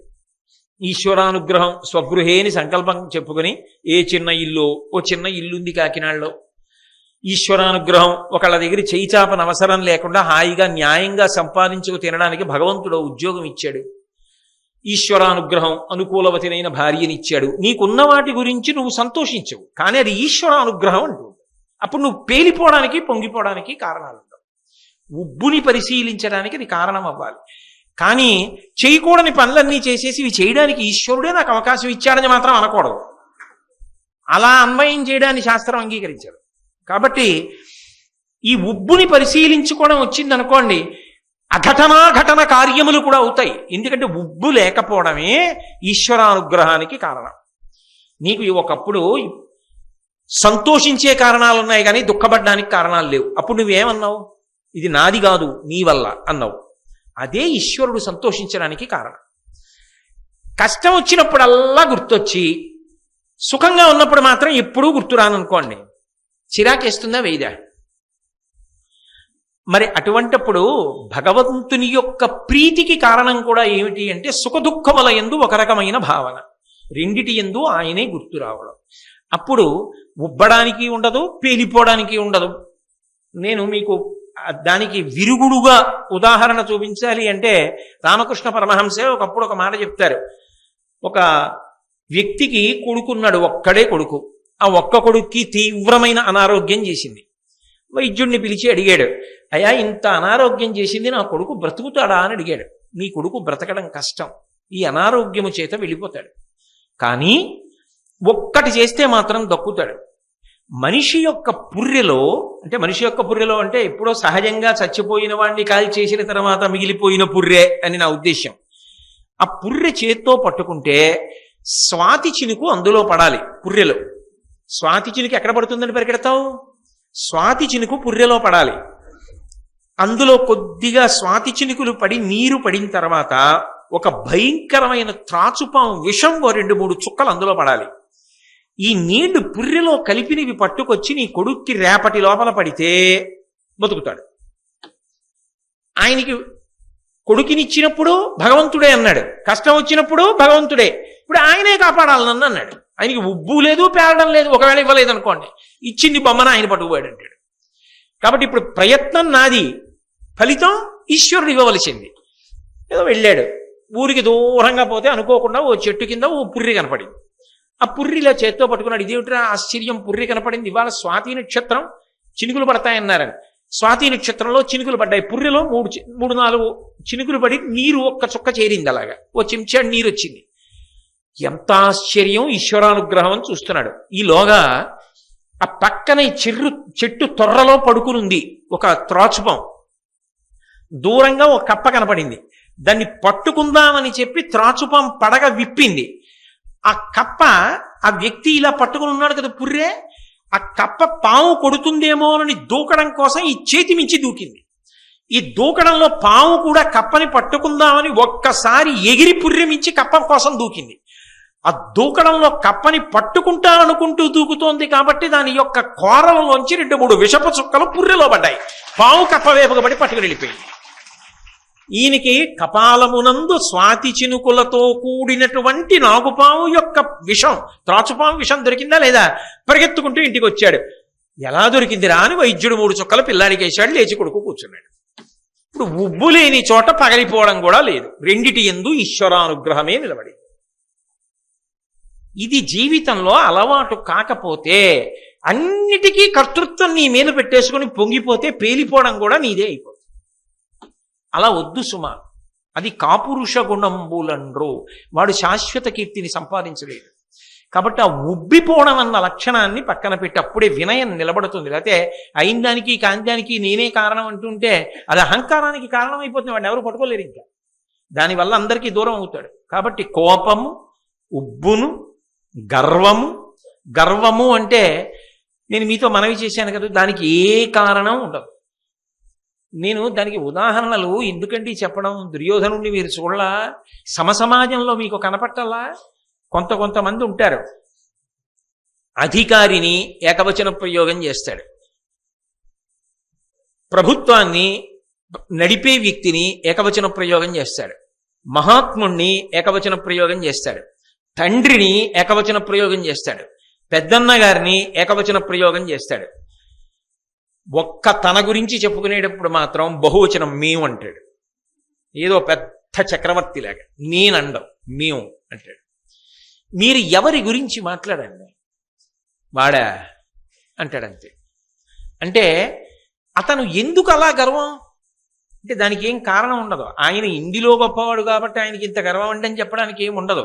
ఆయన తెల్లగా ఉన్నాడని గర్వమా, పొడుగ్గా ఉన్నాడని గర్వమా, చాలా గొప్ప కవిని గర్వమా, ఐశ్వర్యవంతుడిని గర్వమా, అధికారిని గర్వమా, లేకపోతే ఆయన ఏమైనా గొప్ప విద్వాంసుడా, గొప్ప గాయకుడా, వాద్య నిపుణుడా, ఏమీ లేదు.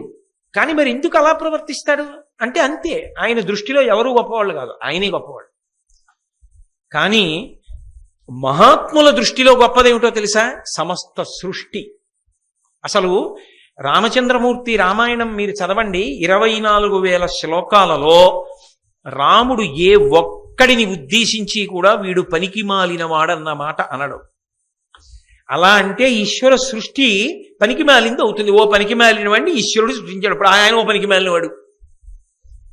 ఎవడు పుట్టినా ప్రతి ప్రాణికి ఒక విలువ ఉంది. నేను ఉద్యోగంలో చేరినటువంటి కొత్తల్లో నాకన్నా ముందు 1 సంవత్సరం 2 సంవత్సరాలు ముందు చేరిన ఆయన ఒక ఆయన ఉండేవారు. శర్మ గారనో పెద్ద ఆయన ఉండేవారు. మాకు ఆయన ఓ సెక్షన్లో పనిచేస్తుండేవారు.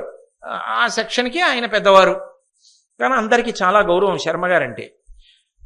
ఆయన ఇతను 2 కూతుళ్ళు పుట్టారు. కొడుకు కావాలని ఒక తాపత్రయం, ఏమో అందులో ఉన్న మంచి చెడు నేను మాట్లాడను. 3వ మాట కూతురు పుట్టింది. దిగాలుగా వచ్చాడు ఆఫీస్కి మధ్యాహ్నం. ఏదో లేచి వెళ్ళి అందరూ షేక్ హ్యాండ్ ఇచ్చి చాలా సంతోషం అండి మీకు పాప పుట్టింది కదా, కంగ్రాచులేషన్స్ అంటున్నారు. అయ్యా ఏముందండి మళ్ళీ కూతురే అన్నాడు. ఏదో రాసుకుంటున్నారు శర్మగారు. ఆయన ఇలారా అన్నాడు. వెళ్ళాడు. ఆయన ఏం పెద్ద మాట్లాడలేదండి. ఆయన ఇతన్నితో అన్నాడు, కళ్ళతోడు తీసి ఇలా పెట్టేసి, every child will bring its own fate, why do you worry, go అన్నాడు. మళ్ళీ అదే ఇంగ్లీష్లో చెప్పాలంటే ఐ గాట్ స్టన్డ్. కొడుకు అయితే ఉద్ధరించాడా అపకీర్తి తెచ్చినప్పుడు, కూతురైతే తక్కువ చేసిందా? మహాకీర్తివంతురాలు సీతమ్మ కాలేదా, ద్రౌపది కాలేదా, దమయంతి కాలేదా? Every child will bring its own fat, go away. నీకు అర్థం కాల, నీకని కాదు ఆయనకి. ఎందుకయ్యా ఏడుస్తావు? ప్రతి శిశువు తన గొప్పతనాన్ని తాను తెచ్చుకుంటుంది. ఎందుకు ఆడపిల్ల పుట్టిందని అలా పెడతావు ముఖం, సంతోషించడం నేర్చుకో అన్నాడు. అంతే. ఏమి అనుభవజ్ఞుడు. ఇప్పటికీ నాకు ఎవరికైనా పిల్ల పుట్టింది అన్నప్పుడు కొంచెం చిన్నపుచ్చుకుంటే మా శర్మగారి మాట జ్ఞాపకానికి వస్తుంది. మహానుభావుడు ఇప్పుడు లేరు, ఏ లోకంలో ఉన్నారు. కానీ అనుభవజ్ఞుల మాటలు అలా ఉంటాయి. ఒక్కొక్కటి గర్వము, అర్థం లేనటువంటి గర్వం, ప్రతిదానికి గర్వమే, ప్రతిదానికి అవతల వాణ్ణి ఈసడించడమే. ఇది ఉన్నదే అత్యంత ప్రమాదహేతు. మనం నింద చేశామని అవతలవాడు తక్కువైపోతాడండి. మనం నింద చేశామని అవతల వాళ్ళ కీర్తి పోతుందా? మనం నింద చేశామని ఆయన జీవితంలో చేసిన సాధన పోతుందా? పోదు. మనం పాడైపోతాం అంతే. అందుకే గర్వము ప్రమాదహేతు. నేను మీకు తరచుగా రామకృష్ణ పరమహంస చెప్పినటువంటి ఉదాహరణలను ఆశ్రయించడం వినా నాకు మార్గం ఉండదు. పరమహంస ఈ గర్వం గురించి ఓ మాట చెప్తారు. ఇది ఎలా ఉంటుంది అంటే, ఎద్దు ఉంటుంది, బాగా బలిసి ఎద్దులో ఉన్నాడు రా అంటుంటారు చూశారు. ఆ ఎద్దుకి దాని కళ్ళు, దాని టీవీ చాలా గొప్పగా ఉంటుంది. ఆవు దగ్గరికి వెళ్ళినంత తేలిగా ఎద్దు దగ్గరికి వెళ్ళిపోలేరు. పుడుస్తుందా అండి అని అడుగుతారు. అంత చటుక్కుని అందరూ వెళ్ళలేరు ఎద్దు దగ్గరికి. అలా ఉంటుంది అది బసవయ్య. ఆ ఎద్దు చాలా అహంకారంతో బతుకుతుందిట. అందుకే భగవంతుడు అన్నిటి పట్ల నువ్వు అహంకార ధోరణితో ఉన్నావు కాబట్టి అని హంబా అంటుంది. అంబా అని ఆవు అంటుంది. హంబా అంటే బెంగాలీ భాషలో నేను అని అర్థంట. నేను అని అహంకారం పొందింది కాబట్టి ఇక్కడే పుడుతుంది పుండు. పుడితే రైతు ఏం చేస్తాడంటే పెద్ద పుండు పుడుతుంది. మీరు ఎప్పుడైనా చూశారో లేదో నాకు తెలియదు, నా అదృష్టం ఏమిటో నాకే కనపడతాయి అలాంటివన్నీ. ఆ పుండుని ఒత్తిగిలిస్తారు. చర్మం ఇలా కదులుతుంది కదండి, మెడ మీద చర్మం కదులుతా, పుండు ఒత్తిగిలించి కాడి పెడతారు, పెట్టి బండి నడుపుతారు. ఆ నడుస్తున్నప్పుడు ఈ పుండు ఏమవుతుందంటే కాడి పైకి లేచినప్పుడు కాడి కిందకు వస్తుంటుంది. అది పగిలి నెత్తురు వస్తూ ఉంటుంది. ఎంత బాధో! అది నడవలేకపోయింది అనుకోండి, వెనక తోక మిలి పెడతాడు బండివాడు. ఆఖరికి బండి కట్టడం అయిపోయి ఆ పోటు భరించలేక పడుకుంటుంది, వచ్చి కాకొచ్చి వాళ్తుంది, తోకకు అందదు, తల ఇలా విదిల్చింది అనుకోండి, పుండు నిప్పెడుతుంది, మళ్ళీ బండి కడతాడు. అంత బాధపడినా హంబా అండం మాత్రం మాందం. నేను అని గర్వపడినందుకు పెట్టేట ఈశ్వరుడిది. ఆఖరికి శరీరం పడిపోయింది. తోలు ఒలిచి డప్పు చేశారు, డప్పు కొట్టారు, డామ్ డామ్ డామ్ అంది, కానీ ఈశ్వర నువ్వు అన్న మాట అనలేకపోయింది. తోలు ఒలిచి డప్పు కొట్టి వదిలిపెట్లా. డప్పు వాయించవలసి వచ్చినప్పుడల్లా 4 గడ్డి పరకలు తీసుకొచ్చి మంట వేసి దాని దగ్గర పెడుతుంటారు. ఈ చర్మాన్ని తీసుకెళ్లి డప్పు కొట్టేవాళ్ళని మీరు చూశారో లేదో, మంట వేసి దాని దగ్గర పెట్టి తర్వాత డప్పు కొడుతుంటారు. ఆ చర్మం మంట దగ్గర కాలుతూనే ఉంటుంది. అయినా డామ్ డామ్ డామ్ అంది, కానీ నువ్వు అనలేకపోయింది. ప్రేగులు తీసి దండికి కట్టి దూది ఏకేటప్పుడు వేరొక కర్ర లాంటిది చేతిలో పట్టుకుని ఆ దూది మధ్యలో పెట్టి ఆ ప్రేగుని కొడతారు. కొడుతూ ఉంటే ఆ దూది పైకి రేగుతూ ఉంటుంది, మెత్తగా అవుతుంది, విచ్చుకుని ఏకుతున్నారు అంటారు కదా దూదిని.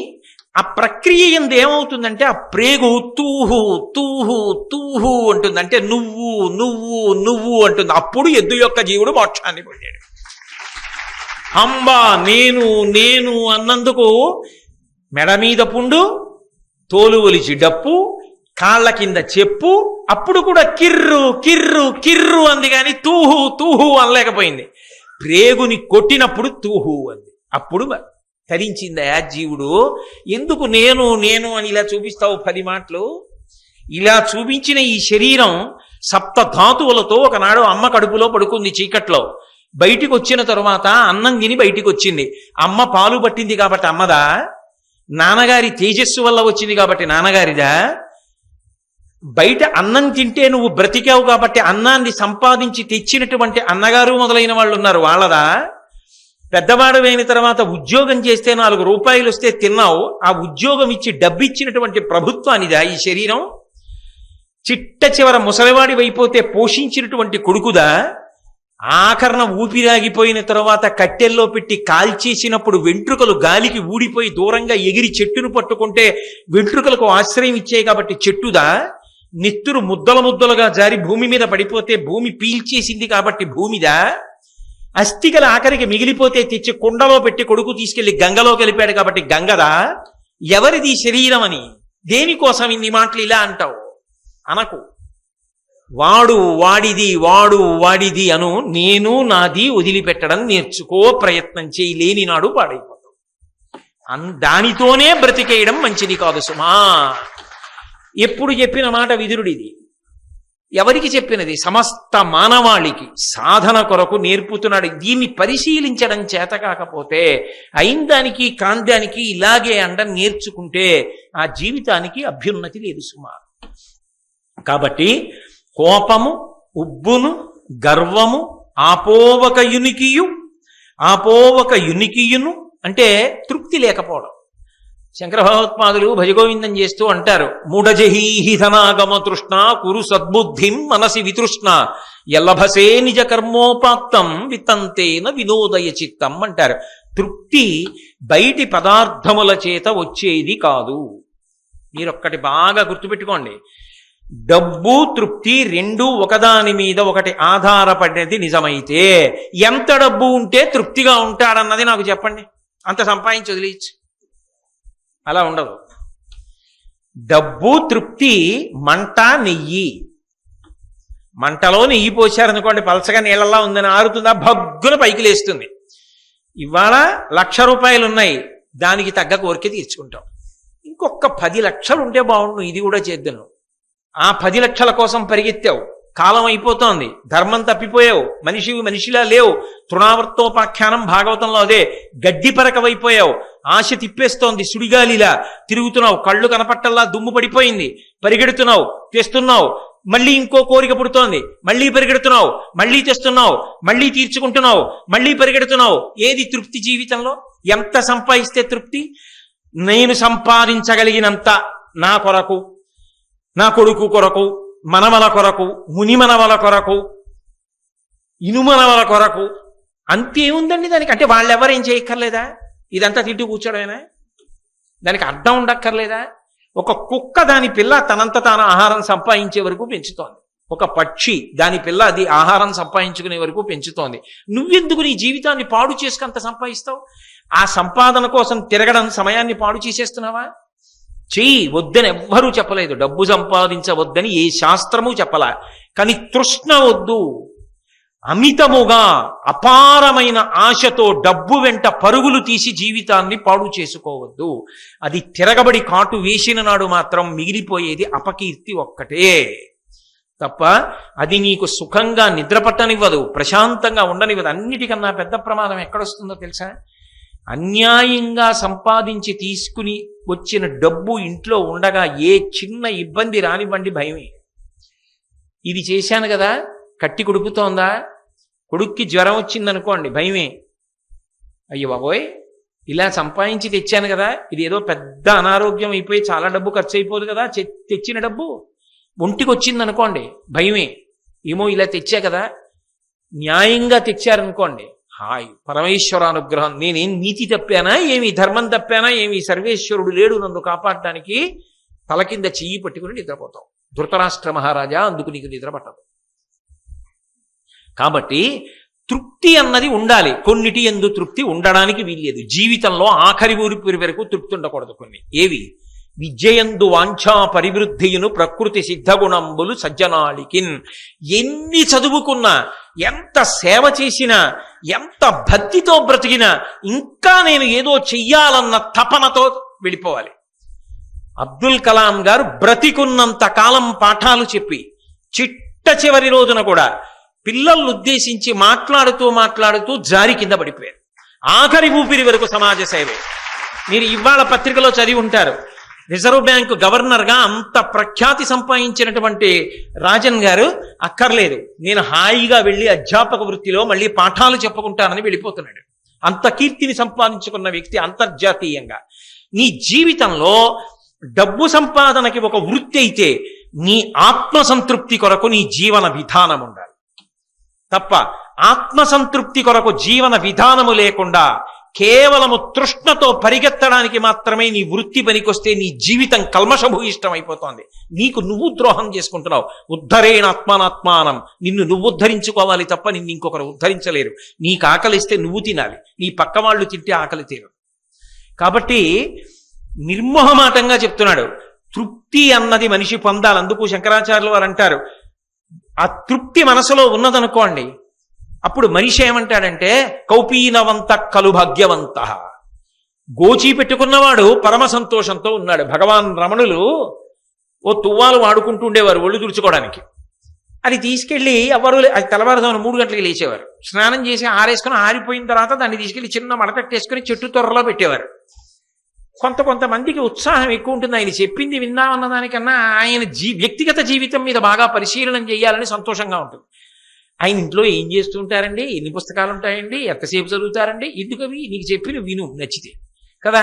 అలా రమణ మహర్షి వాడే తువ్వాలు ఎక్కడ పెడతారండి, చెట్టు తొర్ర ఉంటుందన్నాడు ఎవడో. వీళ్ళ తువ్వాలు తీసి ఇలా తీశారు, దాన్ని నిండా కన్నాలే. ఆయన దగ్గరికి వెళ్ళాడు, ఇంతమంది డబ్బున్న శిష్యులు ఉన్నాం, ఏమిటండి తువ్వాలు, దాన్ని నిండా కన్నాలే, మమ్మల్ని అడిగితే ఓ తువ్వాలు ఇవ్వం మీకు అన్నారు. ఆయన అన్నారు, అది తువ్వాలా, సహస్రాక్షుడు ఇంద్రుణ్ణి తువ్వాలుగా వాడుకుంటున్నాను నేను అన్నాను. అది తృప్తి. మీరు అందుకే తృప్తి కలిగిన వాణ్ణి, అయ్యో పాపం మీకు ఏమైనా చేసి పెట్టమంటారు ఏంటన్నారు. చేయడానికి నాకు ఏం లేదండి, నాకు ఈశ్వరుడు ఏమి ఇవ్వలేదు కనుక నాకు అన్నీ ఇచ్చాడు కదా, ఇంకా నాకేం కావాలండి, నేనేమైనా ఇన్ని ఇచ్చిన ఈశ్వరుడికి నేనేం చేయగలనండి, నేనేమైనా ఆయనకి చేయాలేమో కానీ ఆయనకి నాకు ఏమి ఇవ్వలేదని మీరు ఇస్తారు అంటాడు. కాబట్టి అది తృప్తి. అది మనసులో ఉందనుకోండి ధర్మం అబ్బుతుంది. అసలు అది లేనంతకాలం ధర్మం నోటితో అనడానికే కానీ ఆచరణకి ఎలా పనికొస్తుందండి. ఆ తృప్తి లేని నాడు మనిషి ధర్మమును ఆచరించలేడు. కాబట్టి కోపము, ఉబ్బును, గర్వము, ఆపోవక యునికియు, దురభిమానము అన్న మాటకు అర్థం ఏంటంటే ఏదో ఒక విషయమునతో అంటకాగిపోతాడు. మీకు తేలిగ్గా అర్థం అవ్వాలంటే కొంతమంది చూడండి, ఆ వ్యక్తిత్వంలో ఉండేటటువంటి బలహీనత. ఇప్పుడు ఏదో గోరు చుట్టేసింది, దానికో నిమ్మకాయ ఎట్టమన్నారు ఎవరో, నిమ్మకాయ ఎట్టారు. ఏమండి కాఫీ తాగుతారా? ఏమిటి తాగను, ఈ గోరు చుట్టూ స్నానం ఎలా చేయను, గోరు చుట్టూ ఇవాళ ఆఫీస్ ఏం వెళ్ళను, ఈ గోరు చుట్టుతో ఏం రాయను, పోన్లేండి పలహారం ఏం తినను గోరు చుట్టుతో, ఇవాళ ప్రవచనం ఏం వెళ్ళను ఈ గోరు చుట్టుతో. వాడికి మీరు ఏం చెప్పండి ఆ గోరు చుట్టే. ఇంకొకడు అంటాడు, నాకు ఆఫీస్కి వెళ్ళి రాయలేకపోవచ్చు కానండి, ఇవాళ అంత కఠినుడు ఏం కాడు, మా అధికారికి చెప్తే పోన్లేవయా, ఇవాళ నువ్వు నోటితో చెప్పేవి చెప్పు నీ కింద ఉన్న వాళ్ళకి, ఇది ఇలా చెయ్యి అది ఇలా చెయ్యి అని చెప్పు చాలు. నువ్వు అంత తప్పనిసరి పరిస్థితి అయి సంతకం పెట్టవలసి వస్తే నీ పక్కవాడితో నీ పెట్టిస్తా, సరేనా?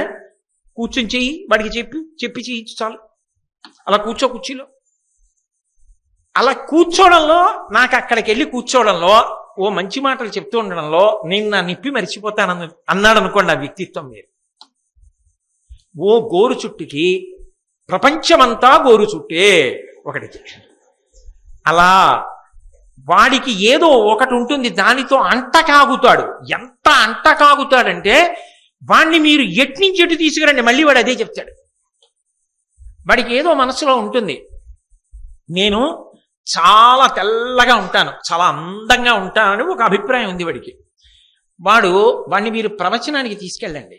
ప్రవచనానికి తీసుకెళ్ళిన వాడు ఏమంటాడంటే, ఇవాళ వచ్చిన వాళ్ళలో నా అంత తెల్లగా ఉన్న వాళ్ళు ఎవరైనా ఉన్నారా అంటాడు. అయ్యి బాబోయ్, ఎంత ప్రమాదకరమైన ప్రశ్న అండి అది. వాడిని మీరు సేవకి తీసుకెళ్లారనుకోండి దేవాలయంలో, ఇవాళ సేవకు వచ్చిన వాళ్ళలో నేనే బాగున్నానే అందరిలోకి, వయసు ఉడిగిపోతుండనివ్వండి, ఇంకా దాన్ని ఏదో కాపాడుకోవాలి. అందుకని తీర్థయాత్రకి రారు, అందుకని గుళ్ళోకి ఎక్కువ వెళ్ళరు, ఎండలోకి ఎక్కువ వెళ్ళరు. ఉండిపోతుందా ఏమి, అగ్నిలో కాలిపోదు ఆఖరికి. ఇది పణంగా పెట్టి ఈశ్వరుణ్ణి చేరు, అది గొప్ప. కానీ అన్నిటికీ నేను ఇంత బాగుంటాను. ఏమండి ఆయన చాలా బాగా పాడారు కదండి, పాడారు కానీ ఆయన అంత కొంచెం తెల్లగా ఉంటే బాగుండేదండి. ఆయన పాడడానికి తెల్లగా ఉండడానికి ఏమిటి సంబంధం అంటే, దేనికైనా సరే తెల్లగా లేడు అంటే తను తెల్లగా ఉన్నాడు, అదొక్కటే కాదు. అతిశయం, దురభిమానత్వము, అది పుండండి, ఇది చాలా ప్రమాదం. అది గుళ్ళోకి వెళ్ళినా సరే కొంతమంది చూడండి విఐపిగా దర్శనం ఏమిటండి, అదేమిటి అసలు అర్థం లేదు. అంటే వాడు ఎక్కడికి వెళ్ళినా భగవంతుడి దగ్గర కూడా వాడు ఇదని గుర్తుపెట్టుకుని వెళ్ళాలా? ఎందుకది? చక్కగా ఎక్కడికి వెళ్ళావో అక్కడ అలా ఇమిడిపో, అది జీవితం అంటే. ఇంటికి వెళ్ళిన తర్వాత ఇంటికి వెళ్ళాక కూడా నేను ఈ అధికారం అని ఇంటికి వెళితే అది ఏం బాగుంటుంది? ఇంటికి వెళ్ళాక ఓ భర్తగా వెళ్ళు, ఓ తండ్రిగా వెళ్ళు. ఎక్కడికి వెళ్ళావో అక్కడ ఇమిడిపో. ఆ ఇమడడం రాలేదనుకోండి, ఏదో ఒకటే అంటి పెట్టుకుని అంట కాగిపోతే నిన్ను భరించలేరు. ఆఖరికి పదవీ విరమణ చేసేసి 10 ఏళ్ళు అయిపోయినా, ఏమండి ఒకసారి ఆయన్ని పాపం చాలా రోజులు అయింది ఆయన దగ్గర పనిచేశాను, వెళ్ళొద్దామండి. బాబాయ్ ఇప్పుడు కానీ వెళ్ళారంటే చంపేస్తాడండి, ఇప్పుడు మళ్ళీ మొదలెడతాడు, 1976లో నేను అప్పుడు ఉన్నప్పుడు అని మొదలెడతాడు, వదలడండోయ్ అంటారు. కొంతమందిని మీరు చూడండి, అది అంటుకుపోతుంది, శరీరానికి మనసుకి అంటుకుపోయి అది మొదలెడతాడు. ఏమైనా నువ్వు దగ్గర పనిచేసావు కదా 76లో మనం పనిచేసినప్పుడు అని మొదలెడతాడు. ఎందుకది? ఇప్పుడు ఎంత నీ వయస్సు, ఇప్పుడు నువ్వేం నేర్చుకోవాలి, ఇప్పుడు ఏం చదువుకోవాలి? కొంతమంది చూడండి చాలా అధికారంలో ఉండి కూడా చాలా వినయంగా కూర్చుని వింటుంటారు. అది సంస్కార బలం. అది ఒకడికి రమ్మంటే వచ్చేది కాదు, ఒకడికి పొమ్మంటే పోయేది కాదు. పరిశీలించుకో సుమా, నిన్ను నువ్వు పరిశీలించుకో, లేకపోతే పాడైపోతావు. ఏదో నీ జీవితంలో ఒక విషయమునందు నేను చాలా గొప్పవాణ్ణన్న అభిమానం దురభిమానం కాకుండా చూసుకో, లేకపోతే అది చిట్ట చివరికి చాలా ఇబ్బందికి వెళ్ళిపోతుంది. మీకు నేను ఒక్క ఉదాహరణ చెప్తాను. ఏదో ఒకటి ఉందనుకోండి, దాని నుంచి బయటికి రావడం ఎలా? ఇది ఈశ్వరానుగ్రహం అండి అన్నారు అనుకోండి. నిజంగా పక్క వాళ్ళే ఇవాళ మీరు వెలిగిపోతున్నారండి, మీరు రోజు రారే కనబ్బా చాలా అందంగా ఉన్నారే అన్నారనుకోండి. నిజంగా పోయి పక్క ఆయన అనుకోలేదు, పక్క ఆయన అన్నాడు. ఈయనేమనాలి? ఏమండి ఇప్పుడే కదా మీరు విన్నారు, ఇవన్నీ శాశ్వతమా, ఇవన్నీ ఉండిపోయేవా? ఆయన అందుకోవడం నిజమైన అందం అండి. నేను ఇవాళ వచ్చాను, మీరు ఇవాల్టి వరకు ఒక్కరోజు మానకుండా వస్తున్నారే, మీ అందం చాలా గొప్ప అందం నా దృష్టిలో, అనగలిగినది గొప్ప కాదు. అది ఈశ్వరుడితో కలుపు. నీకు ఏ ప్రమాదం తేదు. అది ఉండి ప్రమాదం ఏం చేస్తుంది? ఈశ్వరుడితో కలుపుకుంటే విరుగుడు ఈశ్వరుడే. పాము విషం నేను తాగేశాను అనుకోండి, చచ్చిపోతాను. పాము విషం వైద్యుడు శుద్ధి చేశాడు అనుకోండి, నాకు మందుగా ఇచ్చాడు అనుకోండి, ఔషధంగా, నాకు ఉన్న జబ్బు తగ్గిపోతుంది. వైద్యుడు విరుగుడు చేస్తాడు. బురద నీళ్లలో ఇండి పిగించబడితే నీరు విరిగినట్టు భగవత్ సంబంధం దురభిమానాన్ని విరిచేస్తుంది. ఆయనతో కలుపు, దురభిమానం విరిగిపోయింది. అది లేకపోతే భగవంతుడే విరవలసి వచ్చిందనుకోండి, అప్పుడు మనం వీధిలో నిల్చోవలసి వస్తుంది. అది ప్రమాదం. అదే మళ్ళీ ఉబ్బు పగులుట దగ్గరికి వెళ్ళిపోతుంది. రామకృష్ణ పరమహంస ఒక మాట చెప్పేవారు. ఎవరో ఒక గొప్ప ఐశ్వర్యవంతుడు ఒక గొప్ప భవనం కట్టి తోట వేసి పళ్ళు పువ్వులు అన్నీ పెంచాడు. ఎవరో పోన్లే పాపం నా దగ్గర ఉన్నాడు కదా అని ఆయనకి పిలిచి, ఏమయ్యా ఈ ఇల్లు నువ్వు చూసుకుంటూ ఉండు, జాగ్రత్తగా ఇందులో ఉండు, నేను ఏదో విదేశాలు ఎడుతున్నాను, కొన్ని సంవత్సరాల పాటు రానన్నాడు. కొన్నాళ్ళు పోయిన తర్వాత ఆయన ఏదో అకస్మాత్తుగా 2 ఏళ్ళు పోయిన తర్వాత ఏదో శుభకార్యానికి వచ్చి ఒకసారి ఇల్లు చూసొద్దామని ఊళ్ళో దిగి పెడుతున్నాడు. పెడుతుంటే ఎవరో తెలిసిన వాళ్ళు అడిగారు, ఏంటంటే ఇలా వస్తున్నారు మీరు అన్నారు. ఏం లేదండి, ఇల్లు చూసుకుందామని. ఓహో, ఇంకా మీకు ఆ ఇంటి మీద మమకారం పోలేదా అన్నారు. ఎలా పోతుందండి, ఇల్లు అన్న తర్వాత మరి ఎప్పుడైనా చూసుకోవాలి కదా అన్నాడు. అదేంటి, ఇల్లు అమ్మేశారు కదా మీరు అన్నారు. ఇల్లు అమ్మేయడం ఏమిటో, నేను ఎవరికి అమ్మలేదు. మరి ఆయన అలా చెప్తున్నాడు, ఇల్లు అమ్మేసి ఆయన వెళ్ళిపోయాడు విదేశాలకి, నేను కొనేసుకున్నాను, నేనే యజమాని అని చెప్తున్నాడు అన్నాడు. అలా వీధిలో పెడుతుంటే కనపడ్డ వాళ్ళందరూ చెప్పారు, ఇంతకు ముందు వచ్చినప్పుడు ఆయన ఎంత మంచివాడండి, పాపం మీరు ఇచ్చారని చెప్తుంటాడు అన్నారు. అప్పుడు చాలా యజమాని సంతోషించి 2 గదులు తాళం వేసినో కూడా తాళాలు తీసి వాడుకొని ఇచ్చాడు. ఇప్పుడు కనపడ్డ వాళ్ళందరూ అమ్మేశారు కదండి అన్నాడు. ఇప్పుడు ఆయన లోపలికి వెళ్ళి అన్నాడు, దుర్మార్గుడా, నీ పెట్టి ఒక్కటి పట్టుకుని ఏది పట్టుకొచ్చావో అదొక్కటి పట్టుకుని బయటికి పోముందు అని తాళం వేసేశాడు. ఇప్పుడు ఏమైంది, ఏ పెట్టితో వచ్చాడో ఆ పెట్టితో పోయాడు. ఎందుకని, నాది అన్నందుకు పోయాడు. నాది కాదు ఆయనది అన్నంతకాలం ఇంకో 2 గదులు కూడా ఇచ్చాడు. నీకు ఏదున్నా తప్పు లేదు, ఇది ఈశ్వరుడు ఇచ్చింది అన్నంతకాలం ఇంకో 2 గదులు కూడా ఇస్తాడు, ఇంకా ఇంకా ఇస్తాడు. ఇది నాదన్నప్పుడు తాళం వేసి బయట పోమని. ఇది తెలుసుకుని ఉండు, నీకు ఇబ్బంది లేదు. కాబట్టి కోపము, ఉబ్బును, గర్వము, ఆపోవకయునికియు, దురభిమానత్వము అసలైనటువంటిది. ప్రతి వాళ్ళు తెలుసుకోవలసినటువంటిది నిర్వ్యాపారత్వము. విదురుడికి కూడా అలసట ఉంటుంది కదా. రేపు సాయంకాలం మళ్ళీ 7 గంటలకి కలుసుకున్నప్పుడు